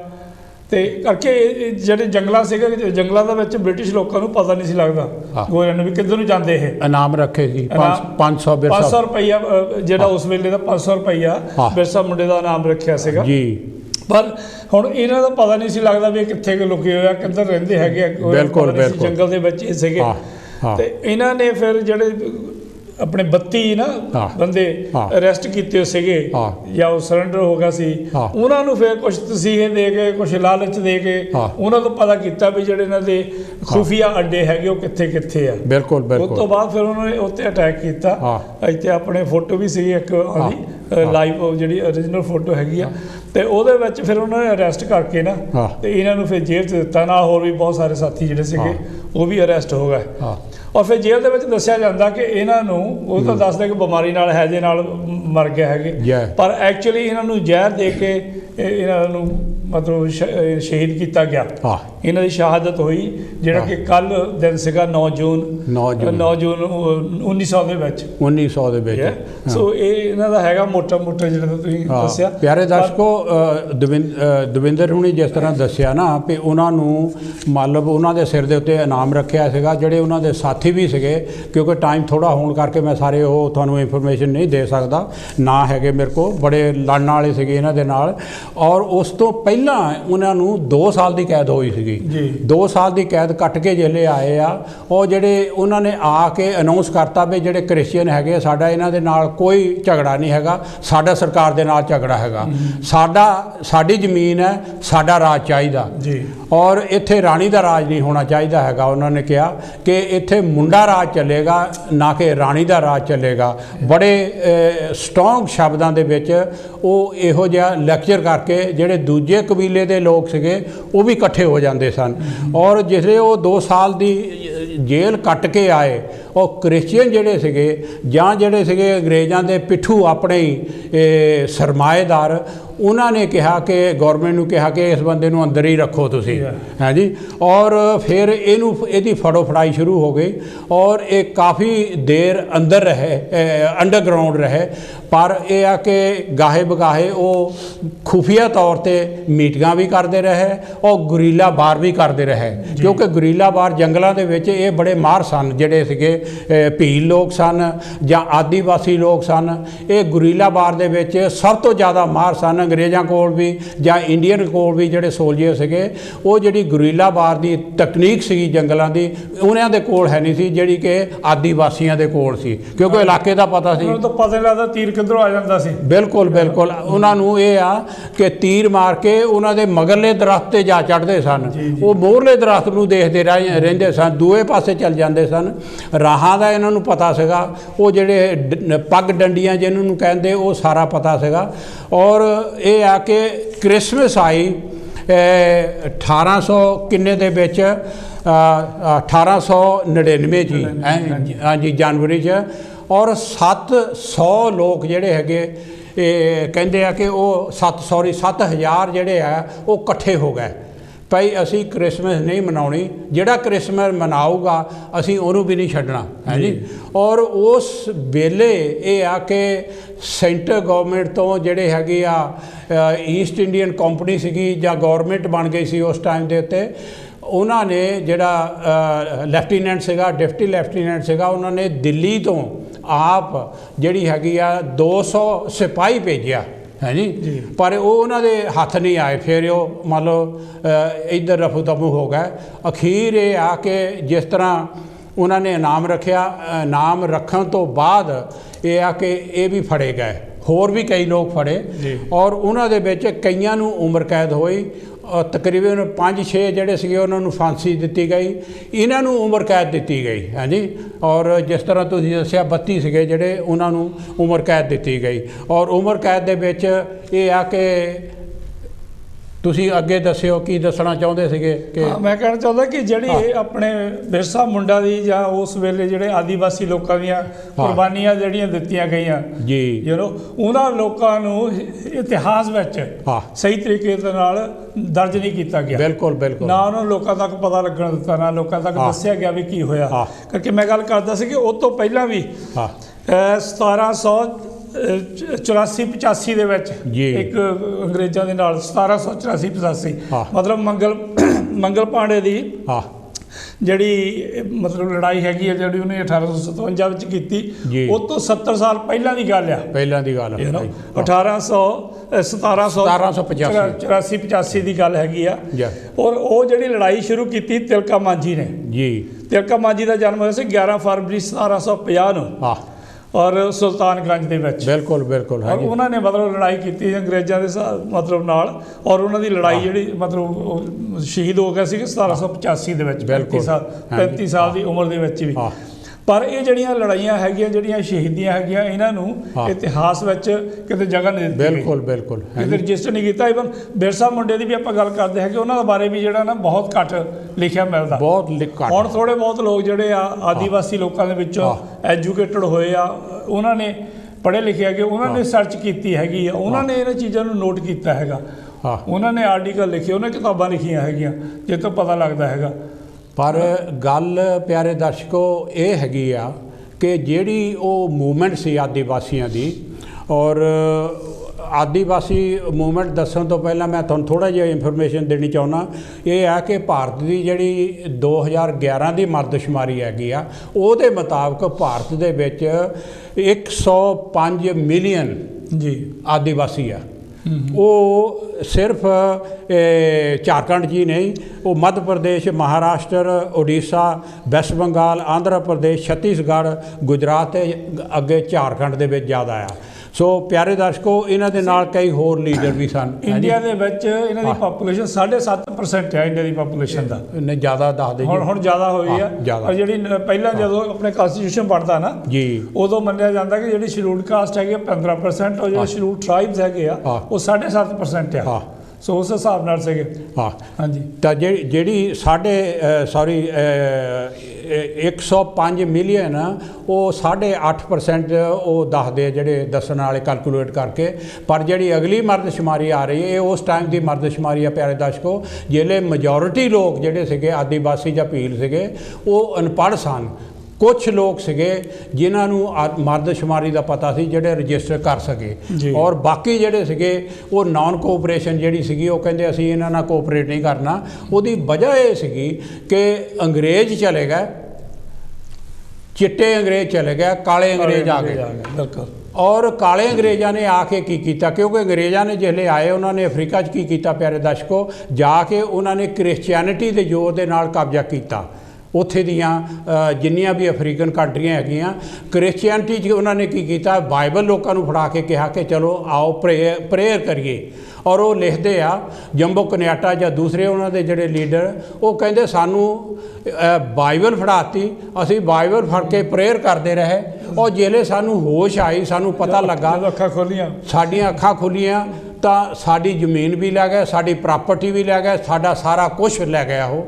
ਔਰ ਇਹੋ ਹੀ ਕੰਮ ਜਿਹੜਾ ਉਹਨਾਂ ਨੇ ਭਾਰਤ ਦੇ ਵਿੱਚ ਕਰਨਾ ਸ਼ੁਰੂ ਕੀਤਾ। ਪਰ ਭਾਰਤ ਦੇ ਵਿੱਚ ਇਹ ਆ ਕਿ ਆਦੀਵਾਸੀ ਇਹ ਕੰਮ ਹੋਣ ਤੋਂ ਪਹਿਲਾਂ ਉਹਨਾਂ ਨੂੰ ਜਾਗ ਆ ਗਈ, ਉਹਨਾਂ ਨੇ ਬਗਾਵਤ ਕੀਤੀ ਔਰ ਲੜੇ। ਔਰ ਉਸ ਲੜਾਈ ਦਾ ਇਹ ਖੁਨਿਆਜਾ ਇਹ ਹੋਇਆ ਕਿ ਅੱਜ ਜਿਹੜੇ ਅੰਗਰੇਜ਼ਾਂ ਦੇ ਪਿੱਠੂ ਉਸ ਟਾਈਮ 'ਤੇ ਸੀਗੇ, ਅੱਜ ਅੰਗਰੇਜ਼ਾਂ ਦੀ ਜਿਹੜੀ ਹਕੂਮਤ ਹੈਗੀ ਇੱਥੇ ਛੱਡ ਕੇ ਗਏ ਹੈਗੇ ਆ, ਉਹਨਾਂ ਨੇ ਵੀ ਉਹੀ ਕੰਮ ਕੀਤਾ। ਕਿਸ ਤਰ੍ਹਾਂ ਕੀਤਾ? ਅੱਜ ਸਾਲ ਹੋ ਚੱਲਾ ਜੀ, ਕਿਸਾਨਾਂ ਦੀ ਮੂਵਮੈਂਟ ਚੱਲ ਰਹੀ ਪਿਆਰੇ ਦਰਸ਼ਕੋ, ਉਹਨਾਂ ਲਈ ਵੀ ਇਹੋ ਜਿਹਾ ਕਾਨੂੰਨ ਲਿਆਂਦਾ ਕਿ ਜਿਹੜੇ ਕੋਆਪਰੇਟ ਹੈਗੇ ਆ ਉਹਨਾਂ ਨੂੰ ਜਿਹੜੀ ਜ਼ਮੀਨ ਜਿਹੜੀ ਸੰਭਾਲੀ ਜਾਵੇ ਬਿੰਗੇ ਸਿੱਧੇ ਤਰੀਕੇ ਦੇ ਨਾਲ। ਉਸ ਟਾਈਮ 'ਤੇ ਅੰਗਰੇਜ਼ਾਂ ਨੇ 1852 ਦਾ ਜਿਹੜਾ ਕਾਨੂੰਨ ਲਿਆ ਕੇ ਇੰਪਲੀਮੈਂਟ ਕਰਦਿਆਂ 1890 ਤੱਕ ਚਲਾ ਗਿਆ ਔਰ 1897 ਤੱਕ ਚਲਾ ਗਿਆ। ਬਗਾਵਤ ਜਿਹੜੀ ਆਹਿਸਤਾ ਆਹਿਸਤਾ ਅੰਦਰਗਤ ਉਹ ਚੱਲਦੀ ਰਹੀ ਔਰ ਉਹ ਜਿਹੜੀ ਜ਼ਮੀਨ ਅੰਗਰੇਜ਼ਾਂ ਨੇ ਲਿਜਾ ਕੇ ਠੇਕੇਦਾਰਾਂ ਨੂੰ ਸੰਭਾਲਣੀ ਸੀਗੀ, ਉਹਦੇ ਖਿਲਾਫ ਆਦੀਵਾਸੀਆਂ ਨੇ ਬਗਾਵਤ ਕੀਤੀ। ਅੱਜ ਜਿਹੜੀ ਕਾਲੇ ਅੰਗਰੇਜ਼ਾਂ ਨੇ, ਭਾਰਤ ਦੀ ਸਰਕਾਰ ਜਿਹੜੀ ਆ, ਉਹਨਾਂ ਨੇ ਜਿਹੜੇ ਕਿਸਾਨਾਂ ਦੇ 3 ਕਾਨੂੰਨ ਲਿਆਂਦੇ, ਉਹਨਾਂ 'ਚ ਇੱਕ ਕਾਨੂੰਨ ਪਿਆਰੇ ਦਰਸ਼ਕੋ ਯਾਦ ਰੱਖਣਾ, ਇਹ ਤੁਸੀਂ ਪੜ੍ਹ ਵੀ ਲਿਓ ਕਿ ਕਾਨੂੰਨਾਂ 'ਚ ਕੀ ਲਿਖਿਆ ਹੈਗਾ। ਇੱਕ ਕਾਨੂੰਨ ਇਹੋ ਜਿਹਾ ਹੈਗਾ ਕਿ ਜਿਹੜੀ ਜ਼ਮੀਨ ਹੈ ਉਹਨੂੰ ਆਹਿਸਤਾ ਆਹਿਸਤਾ, ਕਿਉਂਕਿ ਇਹ ਜ਼ਮੀਨ ਜਿਹੜੀ ਹੈਗੀ ਆ ਇਹ ਧਰਤੀ ਇੱਕ ਮਾਂ ਹੈਗੀ ਆ, ਇੱਕ ਮੁਰਗੀ ਆ, ਆਂਡਾ ਦਿੰਦੀ ਆ, ਜਿਹਦੇ ਸਿਰ ਦੇ ਉੱਤੇ ਜ਼ਿਮੀਂਦਾਰ ਜਿਹੜੇ ਆ ਇਹ ਰਿਚ ਬਣੀ ਜਾਂਦੇ ਆ, ਇਹ ਹੁਕਮਰਾਨ ਬਣੀ ਜਾਂਦੇ ਆ ਔਰ ਇਹਨਾਂ ਦੀ ਜ਼ਮੀਨ ਖੋਹ ਲਈ ਜਾਵੇ। ਔਰ ਉਹ ਜ਼ਮੀਨ ਖੋਹਣ ਦਾ ਇਹਨਾਂ ਨੇ ਇੱਕ ਤਰੀਕਾ ਕੱਢਿਆ ਹੈਗਾ, ਉਹਨੂੰ ਕੋਆਪਰੇਟ ਮੈਨੇਜਮੈਂਟ ਦੇ ਥੱਲੇ ਲਿਆਉਣ ਲਈ, ਔਰ ਇੱਕ ਕਾਨੂੰਨ ਲਿਆਂਦਾ ਜਿਹਦੇ ਲਈ ਇਹ ਆ ਕਿ ਟੁੱਥ ਐਂਡ ਨੇਲ ਜਿਹੜੇ ਹੈਗੇ ਆ, ਜਿੰਦਾਬਾਦ ਜਿਹੜੇ ਕਿਸਾਨ ਹੈਗੇ ਆ ਉਹ ਇਸ ਲਈ ਲੜ ਰਹੇ ਹਨ। ਔਰ ਸੋ ਮੇਰੇ ਕਹਿਣ ਦਾ ਭਾਵ ਇਹ ਹੈਗਾ ਕਿ ਕਾਲੇ ਅੰਗਰੇਜ਼ਾਂ ਨੇ, ਪਹਿਲਾਂ ਗੋਰੇ ਅੰਗਰੇਜ਼ਾਂ ਨੇ ਲਿਆਂਦੀ, ਹੁਣ ਕਾਲੇ ਅੰਗਰੇਜ਼ਾਂ ਨੇ ਲਿਆਂਦੀ। ਉਹ ਜਿਹੜੀ ਜੰਗਲਾਂ ਦੇ ਵਿੱਚ ਜਿਹੜੀ ਸੀਗੀ ਜ਼ਮੀਨ, ਉਹਨਾਂ ਨੂੰ ਜੰਗਲਾਂ ਦੇ ਵਿੱਚ ਉਹ ਜਿਹੜੇ ਆਦੀਵਾਸੀ ਅੱਜ ਤਾਈਂ ਨਹੀਂ ਦਿੱਤੀ ਔਰ ਉਹ ਦੇਣੀ ਤਾਂ ਕੀ ਸੀ, ਅੱਜ ਕਿਸਾਨਾਂ ਦੀ ਜ਼ਮੀਨ ਜਿਹੜੀ ਹੈਗੀ ਆ ਉਹ ਵੀ ਲੈਣ ਲਈ ਤਿਆਰ ਹੋ ਗਏ। ਜਿੱਦਾਂ ਤੁਸੀਂ ਦੱਸਦੇ ਹੋ ਕਿਸਾਨਾਂ ਦੇ ਨਾਲ ਹੋਇਆ, ਆਪਾਂ ਇਹਨੂੰ ਜ਼ਿਆਦਾ ਆਪਣੇ ਲਾਗੇ ਸਮਝਦੇ ਆ ਕਿ ਜੋ ਇਹਨਾਂ ਆਪਾਂ ਅੱਖੀ ਦੇਖਦੇ ਆ, ਮਹਿਸੂਸ ਕਰਦੇ ਆ ਕਿ ਇਹ ਹੋ ਰਿਹਾ, ਔਰ ਉਹਦੇ ਖਿਲਾਫ ਆਪਾਂ ਸਾਰੇ ਇਕੱਠੇ ਵੀ ਹੈਗੇ ਆ, ਲੜਦੇ ਵੀ ਆ, ਲੜਨਾ ਵੀ ਚਾਹੀਦਾ। ਬਿਲਕੁਲ ਬਿਲਕੁਲ, ਇਹਨੂੰ ਆਵਾਜ਼ ਬੁਲੰਦ ਕਰਨੀ ਚਾਹੀਦੀ ਆ। ਹੁਣ ਦੇਖ ਲਓ ਸਾਲ ਤੋਂ ਉੱਤੇ ਹੋ ਗਿਆ ਔਰ ਕਿਸਾਨ ਹਾਲੇ ਵੀ ਡਟੇ ਆ, ਨਾਲ ਵਰਕਰ ਵੀ ਆ, ਸਾਰੇ ਹੈਗੇ, ਔਰ ਉਹਦਾ ਸਹਿਯੋਗ ਜਿਹੜਾ ਪੂਰਾ ਦੇਣਾ ਚਾਹੀਦਾ। ਔਰ ਦੂਸਰੇ ਪਾਸੇ ਇਹ ਹੈਗਾ ਕਿ ਹੁਣ ਇਹ ਜਿਹੜਾ ਵਰਤਾਰਾ ਹੈਗਾ ਆਲਰੇਡੀ ਆਦੀਵਾਸੀ ਜਿੱਥੇ ਜਲ ਜੰਗਲ ਜ਼ਮੀਨ ਜਿਹਨਾਂ ਲੋਕਾਂ ਦੀ ਸੀਗੀ ਉਹਨਾਂ ਤੋਂ ਖੋਈ ਜਾ ਰਹੀ ਆ। ਉਸ ਜਿਹੜੇ ਖਣਿਜ ਪਦਾਰਥ ਆ, ਜਿਹੜੇ ਮਾਈਨਸ ਹੈਗੀਆਂ, ਉਹ ਸਾਰੀਆਂ ਜਿਹੜੇ ਕੋਆਪਰੇਟਿਵਸ ਹੈਗੇ ਆ ਘਰਾਣੇ, ਉਹਨਾਂ ਨੂੰ ਦਿੱਤੀਆਂ ਜਾਂਦੀਆਂ। ਹਾਲਾਂਕਿ ਜਿਹੜੇ ਹੈਗੇ ਉਹ ਆਦੀਵਾਸੀ ਲੋਕਾਂ ਦਾ ਉਹਦੇ ਉੱਤੇ ਹੱਕ ਬਣਦਾ ਆ। ਬਿਲਕੁਲ ਹਾਂਜੀ, ਹਾਲੇ ਵੀ ਹੁਣ ਉੱਥੇ ਜਿਹੜੇ ਆਦੀਵਾਸੀ ਜਿਹੜੇ ਹੈਗੇ ਆ ਜੰਗਲਾਂ ਦੇ ਵਿੱਚ ਰਹਿੰਦੇ ਆ, ਉਹਨਾਂ ਦਾ ਆਪਣਾ ਕਲਚਰ ਆ, ਰਿਚ ਕਲਚਰ ਆ, ਉਸ ਤਰੀਕੇ ਨਾਲ ਉਹ ਰਹਿੰਦੇ ਆ।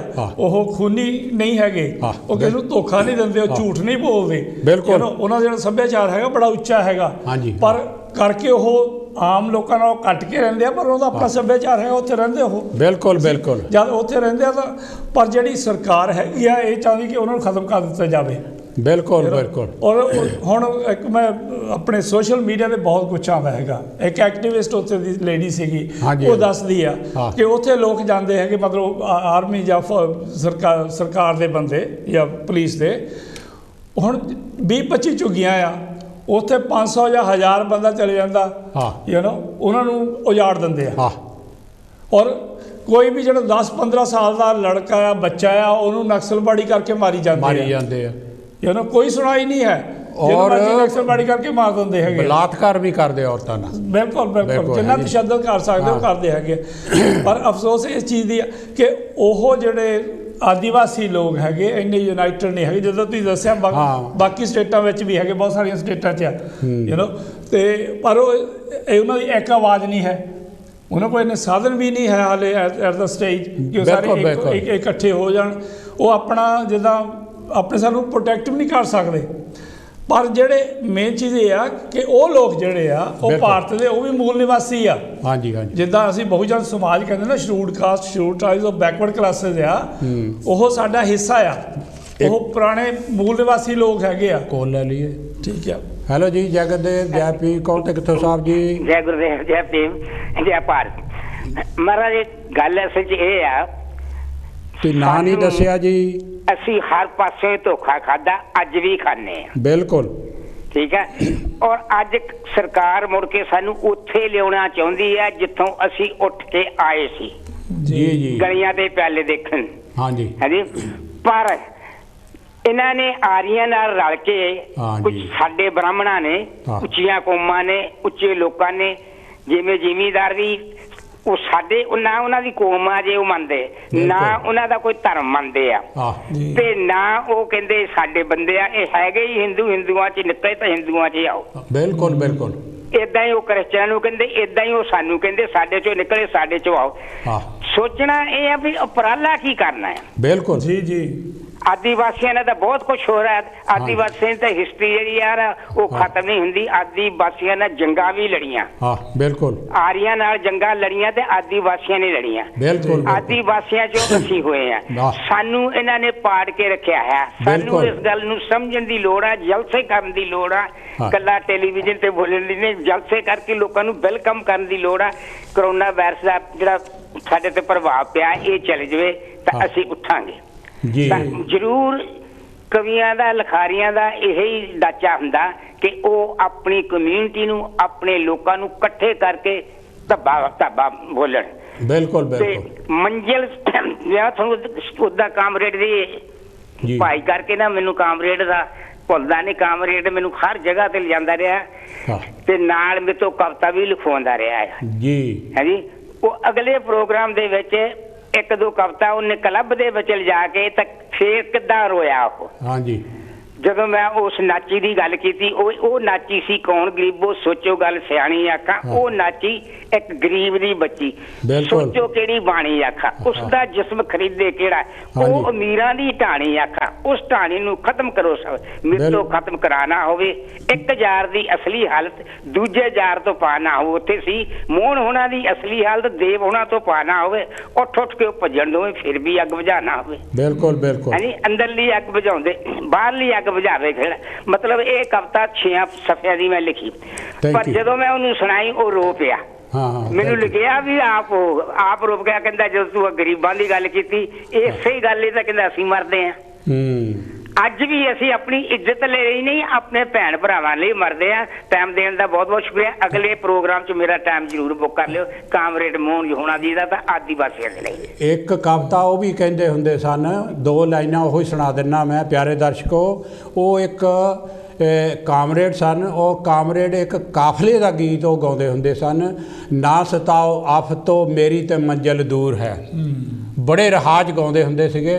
ਨਾ ਸਤਾਓ ਆਫਤੋਂ ਮੇਰੀ ਤੇ ਮੰਜ਼ਿਲ ਦੂਰ ਹੈ।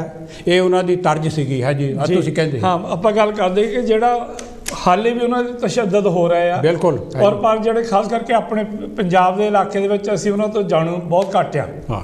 ਮਤਲਬ ਜਿਹੜੇ ਸੁਚਾਜਕ ਲੋਕ ਹੈਗੇ ਵੀ ਜਾਣਦੇ ਵੀ ਹੈਗੇ ਆ, ਪਰ ਆਮ ਜਿਹੜੇ ਲੋਕ ਹੈਗੇ ਉਹਨਾਂ ਨੂੰ ਇੰਨਾ ਨਹੀਂ ਪਤਾ, ਪਰ ਆਈ ਥਿੰਕ ਉਹਦੇ ਬਾਰੇ ਪਤਾ ਹੋਣਾ ਚਾਹੀਦਾ ਔਰ ਉਹਨਾਂ ਦੇ ਨਾਲ ਖੜਨਾ ਚਾਹੀਦਾ।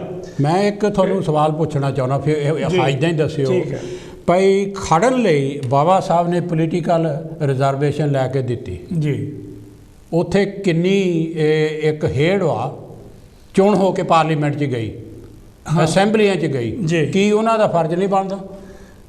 ਦਰਅਸਲ ਬਾਬਾ ਸਾਹਿਬ ਨੇ ਜਦੋਂ ਰਿਜ਼ਰਵੇਸ਼ਨ ਜਿਹੜੀ ਹੈਗੀ ਆ ਮਿਲੀ ਸਾਨੂੰ, ਮੌਜੂਦਾ ਰਿਜ਼ਰਵੇਸ਼ਨ ਆ, ਉਹ ਬਾਬਾ ਸਾਹਿਬ ਨੇ ਡਿਮਾਂਡ ਨਹੀਂ ਸੀ ਬਾਬਾ ਸਾਹਿਬ ਦੀ। ਚਲੋ ਉਹ ਤਾਂ ਹਿਸਟਰੀ ਹੈ ਨਾ। ਬਾਬਾ ਸਾਹਿਬ ਨੇ ਜਿਹੜੀ ਲੜਾਈ ਲੜੀ ਸੀ ਉਹ ਕਮਿਊਨਲ ਅਵਾਰਡ ਸੀ, ਅਦੋਰੀ ਜਿਹੜੀ ਸੀਗਾ ਸਾਡੇ ਜਿਹੜੇ ਨੁਮਾਇੰਦੇ ਹੋਣਗੇ ਉਹ ਸਾਰੇ ਇੰਡੀਪੈਂਡੈਂਟ ਹੋਣਗੇ ਸਾਡੇ, ਔਰ ਅਸੀਂ ਚੁਣ ਕੇ ਉਹਨਾਂ ਨੂੰ ਭੇਜਾਂਗੇ। ਪਰ ਜਿਹੜੇ ਹੁਣ ਉੱਥੇ ਜਾਂਦੇ ਆ ਉਹ ਚਮਚੇ ਆ, ਸਟੂਜ ਆ, ਉਹ ਉਹਨਾਂ ਦੀ ਪੈਦਾਵਾਰ ਆ। 131 MP 131 MP ਆ, 4000 ਤੋਂ ਵੱਧ MLA। 83 MP ਜਿਹੜੀ ਹੁਣ ਗਵਰਨਮੈਂਟ ਚੱਲਦੀ ਹੈ ਨਾ, ਉਹਦੇ ਵਿੱਚ ਸ਼ਡਿਊਲਡ ਕਾਸਟਾਂ ਦੇ ਆ। ਜੇ ਉਹ ਚਾਹਣ ਤੇ ਗਵਰਨਮੈਂਟ ਓਵਰਨਾਈਟ ਉਹ ਰਿਜ਼ਾਈਨ ਹੀ ਕਰ ਦੇਣ ਤਾਂ ਗਵਰਨਮੈਂਟ ਜਿਹੜੀ ਆ ਓਵਰਨਾਈਟ ਡਿੱਗ ਸਕਦੀ ਆ। ਔਰ ਇਹ ਤਾਂ ਸ਼ਡਿਊਲਡ ਕਾਸਟ ਆ, ਜਿਹੜੇ ਬੈਕਵਰਡ ਕਲਾਸਿਸ ਵੀ ਹੈਗੇ ਆ, ਉਹ ਵੀ ਉੱਥੇ ਕੀ ਕਰਦੇ ਬੈਠੇ। ਬਿਲਕੁਲ ਅਸੀਂ ਸ਼ਡਿਊਲਡ ਕਾਸਟ ਨੂੰ ਟਾਰਗੇਟ ਕਰਦੇ ਹਾਂ, ਜਿਹੜੇ ਬੈਕਵਰਡ ਕਲਾਸਿਸ ਦੇ ਹੈਗੇ ਉਹ ਵੀ ਕੀ ਕਰਦੇ, ਜਦ ਕਿ ਸ਼ਡਿਊਲਡ ਕਾਸਟ, ਬੈਕਵਰਡ ਕਲਾਸਿਸ ਔਰ ਸ਼ਡਿਊਲਡ ਟ੍ਰਾਈਬਸ ਇਹ ਸਾਰੇ ਹੀ ਭਾਰਤ ਦੇ ਮੂਲ ਨਿਵਾਸੀ ਆ, ਭਾਰਤ ਦੇ ਅਸਲੀ ਵਸਿੰਦੇ ਆ, ਔਰ ਜਿਹੜੇ ਰਾਜ ਕਰਨ ਵਾਲੇ ਆ ਉਹ ਹੋ ਰਿਹਾ। ਅੱਛਾ, ਇੱਕ ਗੱਲ ਮੈਂ ਕਰਨੀ ਚਾਹੁੰਦਾ ਜੀ, ਕਈ ਵਾਰੀ ਨਾ ਜਦੋਂ ਆਪਣਾ ਗੱਲ ਕਰਦੇ ਆ, ਭਾਰਤ ਦੀ ਗੱਲ ਕਰਦੇ ਤਾਂ ਕਈ ਵਾਰੀ ਹੋ ਸਕਦਾ ਇੱਦਾਂ ਕਿਸੇ ਨੂੰ ਲੱਗਦਾ ਹੋਵੇ ਕਿ ਇਹ ਲੋਕ ਸਾਡੇ ਖਿਲਾਫ ਹੈ, ਬ੍ਰਾਹਮਣਾਂ ਦੇ ਖਿਲਾਫ ਬੋਲਦੇ ਆ। ਕੋਈ ਮੇਰੇ ਖਿਆਲ ਕਈ ਵਾਰੀ ਇੱਦਾਂ ਮਿਸਅੰਡਰਸਟੈਂਡਿੰਗ ਹੋ ਸਕਦੀ ਹੈ। ਬਿਲਕੁਲ ਪਰ ਇਹ ਮੈਂ ਗੱਲ ਕਰਨੀ ਚਾਹੁੰਦਾ ਕਿ ਜਿਹੜੀ ਭਾਰਤ ਦੀ ਸਿਚੁਏਸ਼ਨ ਹੈ, ਉੱਥੇ ਜਾਤ ਪਾਤ ਆ, ਊਚ ਨੀਚ ਆ, ਵਰਣ ਵਿਵਸਥਾ, ਹਾਲਾਂਕਿ ਸੰਵਿਧਾਨ ਜਿਹੜਾ ਸਾਡਾ ਆ ਉਹ ਸਾਰਿਆਂ ਨੂੰ ਬਰਾਬਰਤਾ ਦਿੰਦਾ। ਪਿਛਲੇ ਹਫ਼ਤੇ ਦੱਸਿਆ ਸੀ ਆਪਾਂ, ਇਕੁਅਲ ਰਾਈਟਸ ਦਿੰਦੇ ਹੈਗੇ, ਸਾਰਿਆਂ ਨੂੰ ਬਰਾਬਰਤਾ ਹੈਗੇ। ਔਰ ਆਪਾਂ ਵੀ ਜਦੋਂ ਗੱਲ ਕਰਦੇ ਉਸ ਹਿਸਾਬ ਨਾਲ ਕੋਈ ਨਹੀਂ ਕਰਦੇ। ਅਸੀਂ ਕਿਸੇ ਧਰਮ ਦੇ ਖਿਲਾਫ ਨਹੀਂ, ਕਿਸੇ ਜਾਤ ਦੇ ਖਿਲਾਫ ਨਹੀਂ ਹੈਗੇ, ਕਰਕੇ ਭਾਰਤ ਜਿਹੜਾ ਸਾਡਾ ਸਮਾਜ ਆ, ਪੂਰਾ ਭਾਰਤ, ਉਹਦੇ ਵਿੱਚ ਅੱਛਾਈਆਂ ਵੀ ਬਹੁਤ ਆ ਔਰ ਬੁਰਾਈਆਂ ਵੀ ਬਹੁਤ ਆ। ਜਿਹੜੀਆਂ ਉਹਦੀਆਂ ਅੱਛਾਈਆਂ ਉਹ ਵੀ ਸਾਡੀਆਂ ਆ, ਬਿਲਕੁਲ, ਜਿਹੜੀਆਂ ਉਹਦੀਆਂ ਬੁਰਾਈਆਂ ਉਹ ਵੀ ਸਾਡੀਆਂ ਤੇ ਸਾਡਾ ਫਰਜ਼ ਇਹ ਬਣਦਾ ਕਿ ਜਿਹੜੀਆਂ ਅੱਛਾਈਆਂ ਹੈਗੀਆਂ ਉਹਨਾਂ ਨੂੰ ਹੋਰ ਵਧਾਇਆ ਜਾਵੇ, ਉਹਨਾਂ ਨੂੰ ਅੱਛਾ ਕੀਤਾ ਜਾਵੇ, ਪਰ ਜਿਹੜੀਆਂ ਬੁਰਾਈਆਂ ਹੈਗੀਆਂ ਉਹਨਾਂ ਨੂੰ ਖਤਮ ਕੀਤਾ ਜਾਵੇ। ਔਰ ਜੇ ਬੁਰਾਈ ਕਰਨ ਵਾਲੀ ਕੋਈ ਬਿਮਾਰੀ ਜਿੱਥੋਂ ਸ਼ੁਰੂ ਹੁੰਦੀ ਆ ਉਹਨੂੰ ਵੀ ਖਤਮ ਕੀਤਾ ਜਾਵੇ। ਸਭ ਤੋਂ ਵੱਡੀ ਬਿਮਾਰੀ ਲਾਲਚ ਜੋ ਵੀ ਹੈ, ਲਾਲਚ ਆ। ਲਾਲਚ ਕਿਸੇ ਵੀ ਚੀਜ਼ ਦਾ ਹੋਵੇ, ਪੈਸੇ ਦਾ ਹੋਵੇ, ਰੁਤਬਾ ਦਾ ਹੋਵੇ, ਪੋਜੀਸ਼ਨ ਦਾ ਹੋਵੇ, ਰਾਜ ਕਰਨ ਦੀ ਚਾਹਤ ਹੋਵੇ। ਬਿਲਕੁਲ, ਲਾਲਚ ਜਿਹੜਾ ਕਿ ਇੱਕ ਹੋਰ ਚੀਜ਼ ਆ। ਹੁਣ ਅਸੀਂ ਇੱਥੇ ਆਪਣੇ ਐਗਜ਼ਾਮਪਲ ਦਿੰਦਾ, ਅਸੀਂ ਇੱਥੇ ਆਏ ਆ, ਅੱਜ ਅਸੀਂ ਪਹਿਲੀ ਪੀੜ੍ਹੀ ਆ, ਸਾਡੀ ਦੂਜੀ ਪੀੜ੍ਹੀ ਆ, ਉਹ ਕਹਿੰਦੇ ਆਈ ਐਮ ਬ੍ਰਿਟਿਸ਼। ਜੇ ਤੀਜੀ ਪੀੜ੍ਹੀ ਆ ਜਾਂਦੀ ਉਹ ਤਾਂ ਕਹਿੰਦਾ ਮੈਂ ਤਾਂ ਇੰਡੀਅਨ ਹੈ ਹੀ ਨਹੀਂ, ਕਿ ਮੇਰੇ ਜਿਹੜੇ ਐਂਸੈਸਟਰ ਉਹ ਇੰਡੀਅਨ ਸੀਗੇ। ਪਰ ਜਿਹੜੇ ਲੋਕ ਆਰੀਅਨ ਆਏ ਆ ਕਿਤੇ 1000, 4, 5000 ਸਾਲ ਪਹਿਲਾਂ ਆ, ਉਹ ਹਾਲੇ ਵੀ ਅਸੀਂ ਕਹਿੰਦੇ ਅਸੀਂ ਆਰੀਅਨ ਹੁੰਦੇ ਆ, ਅਸੀਂ ਸੁਪਰੀਮ ਹੁੰਦੇ ਆ। ਕਿ ਉਹ ਇੰਡੀਅਨ ਨਹੀਂ ਬਣ ਸਕਦੇ? ਬਣਦੇ ਆ, ਇਹ ਨਹੀਂ ਕੋਈ ਸਾਰੇ ਇੱਕੋ ਤਰ੍ਹਾਂ ਦੇ। ਉਹਦੇ 'ਚ ਬਹੁਤ ਵਧੀਆ, ਬਹੁਤ ਇੰਟੈਲੀਜੈਂਟ ਜਿਹੜੇ ਅਸਲੀ ਭਾਰਤ ਮਾਂ ਦੇ ਬੇਟੇ ਆ ਜੀ, ਜਿਨ੍ਹਾਂ ਦੀ ਅਸੀਂ ਅੱਜ ਗੱਲ ਕਰਦੇ ਹਾਂ, ਆਦੀਵਾਸੀ, ਬਿਲਕੁਲ, ਹਾਂਜੀ, ਉਹਨਾਂ ਨੂੰ ਉਹ ਸਮਝਦੇ ਨਹੀਂ ਵੀ ਇਸ ਮੁਲਕ ਦੇ ਵਸਿੰਦੇ ਆ। ਉਹਨਾਂ ਦੀ ਹਾਲਤ ਜਿਹੜੀ ਆ ਅੱਜ ਤੋਂ 400, 500, 600 ਸਾਲ, 1000 ਸਾਲ ਪਹਿਲਾਂ ਸੀ, ਉਹੋ ਹੀ ਆ। ਪਿਆਰੇ ਦਰਸ਼ਕੋ, ਉਹ ਕਹਿੰਦੇ ਸੀ ਜਲ, ਜ਼ਮੀਨ ਔਰ ਜੰਗਲ ਇਹ ਸਾਡਾ ਹੈ, ਔਰ ਉੱਪਰ ਨੂੰ ਅਸਮਾਨ ਸਾਡਾ। ਲਗਾਨ ਦੀ ਫਿਲਮ ਦੇ ਵਿੱਚ ਉਹ ਗਾਣਾ ਵੀ ਹੈਗਾ, ਹਾਂਜੀ। ਔਰ ਉਹ ਜਿਹੜਾ ਸਾਰਾ ਕੁਝ ਉਹਨਾਂ ਦੇ ਕੋਲੋਂ ਖੋਹ ਲਿਆ, ਹਾਂਜੀ, ਉਹਨਾਂ ਨੂੰ ਘੁਸਿਆਰੇ ਬਣਾ ਲਿਆ। ਅੱਜ ਉਹ ਦੂਜੇ ਸੂਬਿਆਂ 'ਚ ਵੀ ਜਾਂਦੇ ਆ ਕੰਮ ਕਰਨ, ਮਿਹਨਤ ਕਰਨ, ਔਰ ਉਹਨਾਂ ਨੂੰ ਨਫ਼ਰਤ ਦੀ ਨਿਗਾਹ ਨਾਲ ਦੇਖਿਆ ਜਾਂਦਾ, ਜੰਗਲੀ ਸਮਝਿਆ ਜਾਂਦਾ। ਜੰਗਲੀ ਕੋਈ ਅਕਲ ਹੈ ਨਹੀਂ, ਕੋਈ ਦਿਮਾਗ ਨਹੀਂ ਹੁੰਦਾ, ਅਕਲ ਨਹੀਂ। ਜੇ ਅਕਲ ਹੈ ਨਹੀਂ, ਉਹਨਾਂ ਨੂੰ ਐਜੂਕੇਟ ਦਿਓ। ਐਜੂਕੇਟ ਜਿਹੜੀ ਉਹ ਪ੍ਰਾਈਵੇਟ ਕਰੀ ਜਾਂਦੇ ਹੈਗੇ ਆ, ਉਹਨਾਂ ਦੇ ਵੈਲਫੇਅਰ ਲਈ ਕੀ ਕਰਦੇ ਆ? ਗੱਲ ਤਾਂ ਇਹ ਆ, ਜਿਹੜੇ ਨੁਮਾਇੰਦਿਆਂ ਦਾ ਮੈਂ ਸਵਾਲ ਇਸੇ ਲਈ ਪੁੱਛਦਾ ਸੀਗਾ, ਘੱਟੋ ਘੱਟ ਜੇ ਉਹਨਾਂ ਦੇ ਉੱਤੇ ਤਸ਼ੱਦਦ ਹੁੰਦੇ ਆ, ਘੱਟ ਗਿਣਤੀਆਂ ਵਾਲੇ ਹੈਗੇ ਆ, ਜਾਂ ਜਿਹੜੇ ਲਤਾੜਿਓ ਲੋਕ ਨੇ, ਦਲਿਤ ਹੈਗੇ ਆ, ਆਦੀਵਾਸੀ ਹੈਗੇ ਆ, ਜਿਹੜੇ ਨੁਮਾਇੰਦਗੀ ਕਰਨ ਵਾਲੇ 131 MP ਜਾਂ ਦੂਸਰੇ ਵੀ ਲੋਕ ਹੈਗੇ ਆ, ਉਹਨਾਂ ਦਾ ਫਰਜ਼ ਬਣਦਾ ਕਿ ਉਹ ਉਸ ਜੰਜਾਲ ਚੋਂ ਨਿਕਲ ਕੇ ਸੜਕਾਂ ਦੇ ਉੱਤੇ ਆ ਕੇ ਉਹਨਾਂ ਦੇ ਨਾਲ ਖੜੇ ਹੋ ਕੇ ਬਗਾਵਤ ਕਰਨ। ਲੋਕਾਂ ਦਾ ਹੀ ਫਰਜ਼ ਬਣਦਾ ਕਿ ਆਪਣੇ ਐਮਐਲਏ ਆਪਣੇ ਐਮਪੀ ਨੂੰ ਪੁੱਛਣ ਜਦੋਂ ਅਸੀਂ ਵੋਟ ਪਾਉਂਦੇ ਆ। ਬਿਲਕੁਲ ਫਿਰ ਕਈ ਵਾਰੀ ਇਹ ਵੀ ਕਹਿ ਦਿੰਦੇ ਕਿ ਜੀ ਦੇਖੋ ਸਾਨੂੰ ਤੁਸੀਂ ਤਾਂ ਵੋਟ ਪਾਈ ਨਹੀਂ, ਤੁਸੀਂ ਤਾਂ ਫਲਾਣ ਪਾਰਟੀ ਨੂੰ ਪਾਈ ਸੀਗੀ, ਅਸੀਂ ਤਾਂ ਫਲਾਨਿਆਂ ਦੀਆਂ ਵੋਟਾਂ ਨਾਲ ਜਿੱਤੇ। ਵੀ ਜਦ ਤੁਸੀਂ ਜਿੱਤ ਗਏ ਇੱਕ ਵਾਰੀ, ਤੁਸੀਂ ਐਮਪੀ ਆ ਜਾਂ ਐਮਐਲਏ ਤਾਂ ਸਾਰਿਆਂ ਦੇ ਆ, ਕਿਸੇ ਇੱਕ ਕਾਸਟ ਦੇ ਨਹੀਂ, ਇੱਕ ਜਾਤ ਦੇ ਨਹੀਂ ਹੈ। ਬਿਲਕੁਲ ਬਿਲਕੁਲ। ਪਰ ਉਦੋਂ ਉਸ ਵੇਲੇ ਤੁਹਾਨੂੰ ਸਾਰਿਆਂ ਦਾ ਜਿਹੜਾ ਹੱਕ ਹੈਗਾ ਉਹਦੇ ਲਈ ਕੰਮ ਕਰਨ ਦੀ, ਉਹਦੀ ਆਵਾਜ਼ ਬੁਲੰਦ ਕਰਨ ਦੀ ਲੋੜ ਹੈਗੀ ਆ। ਬਿਲਕੁਲ ਬਿਲਕੁਲ। ਸੋ ਪਰ ਗੱਲ ਇਹ ਹੈ ਕਿ ਅਸੀਂ ਜਦੋਂ ਹੁੰਦੇ, ਚਾਹੇ ਸ਼ਡਿਊਲਡ ਕਾਸਟ ਚਾਹੇ ਸ਼ਡਿਊਲਡ ਟ੍ਰਾਈਬ ਦਾ, ਚਾਹੇ ਬੈਕਵਰਡ ਕਲਾਸਿਸ ਹੈਗੇ, ਅਫਸੋਸ ਹੈ ਕਿ ਬੈਕਵਰਡ ਕਲਾਸਿਸ ਨੂੰ ਜਿੰਨੇ ਸਜਗ ਹੋਣਾ ਚਾਹੀਦਾ, ਜਿੰਨੇ ਜਾਗਰੂਕ ਹੋਣਾ ਚਾਹੀਦਾ, ਉਹਨੇ ਹੈ ਨਹੀਂ ਹੈ। ਹਾਲੇ ਉਹਦੇ ਨਾਲ ਜਿਹੜੀ ਚੇਤਨਤਾ ਜ਼ਿਆਦਾ, ਪੋਲੀਟੀਕਲ ਜਿਹੜੀ ਜਾਗਰਤੀ ਆਈ ਆ, ਉਹ ਜਿਹੜੇ ਸ਼ਡਿਊਲਡ ਕਾਸਟ ਲੋਕ ਹੈਗੇ ਉਹਨਾਂ ਦੇ ਵਿੱਚ ਜ਼ਿਆਦਾ ਆ। ਜਦ ਕਿ ਹਾਲਾਂਕਿ ਬਹੁ ਗਿਣਤੀ ਜਿਹੜੀ ਹੈਗੀ ਆ ਉਹ ਅਦਰ ਬੈਕਵਰਡ ਕਲਾਸਿਸ ਆ, OBC ਹੈਗੇ ਆ, ਪਰ ਬੜੇ ਲੋਕਾਂ ਨੂੰ ਤਾਂ ਇਹੀ ਨਹੀਂ ਪਤਾ ਵੀ OBC ਕੌਣ ਹੁੰਦੇ ਆ।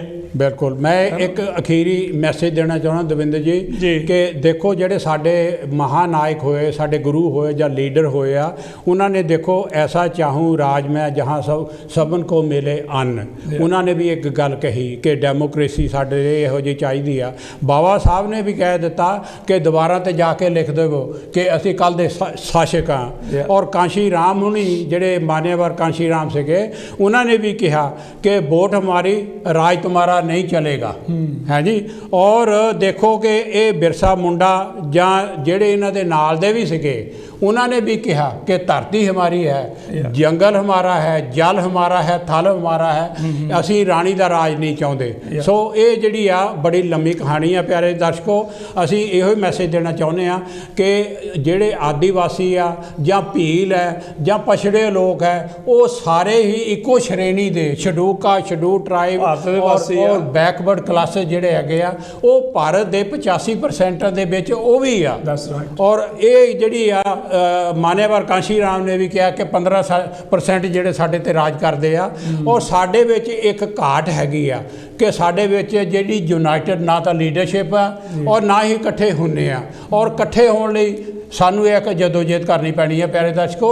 ਇਹ ਸਾਡੇ ਵੱਲੋਂ ਤੁਸੀਂ ਕੀ ਕਹਿਣਾ ਜੀ ਆਖਰੀ? ਹੁਣ ਇਹੀ ਹੈ ਕਿ ਅਗਲੀ ਵੀਕ ਫੇਰ ਸਾਡਾ ਸਾਥ ਦਿਓ, ਪ੍ਰੋਗਰਾਮ ਹੋਰ ਖਬਰਾਂ ਲੈ ਕੇ, ਹੋਰ ਇਸ਼ੂ ਲੈ ਕੇ ਆਵਾਂਗੇ ਤੇ ਤੁਹਾਡੇ ਦਰਸ਼ਨ ਕਰਾਂਗੇ। ਪਿਆਰੇ ਦਰਸ਼ਕੋ, ਟਾਈਮ ਹੋ ਗਿਆ, ਇਹ 5 ਮਿੰਟ ਰਹਿ ਗਏ ਸਾਡੇ ਦੋਨਾਂ ਵੱਲੋਂ। ਜੈ ਗੁਰਦੇਵ, ਜੈ ਭੀਮ, ਜੈ ਭਾਰਤ। ਇਸੇ ਤਰ੍ਹਾਂ ਅਗਲੇ ਹਫ਼ਤੇ ਤੁਹਾਡੇ ਨਾਲ ਆਵਾਂਗੇ ਅਸੀਂ।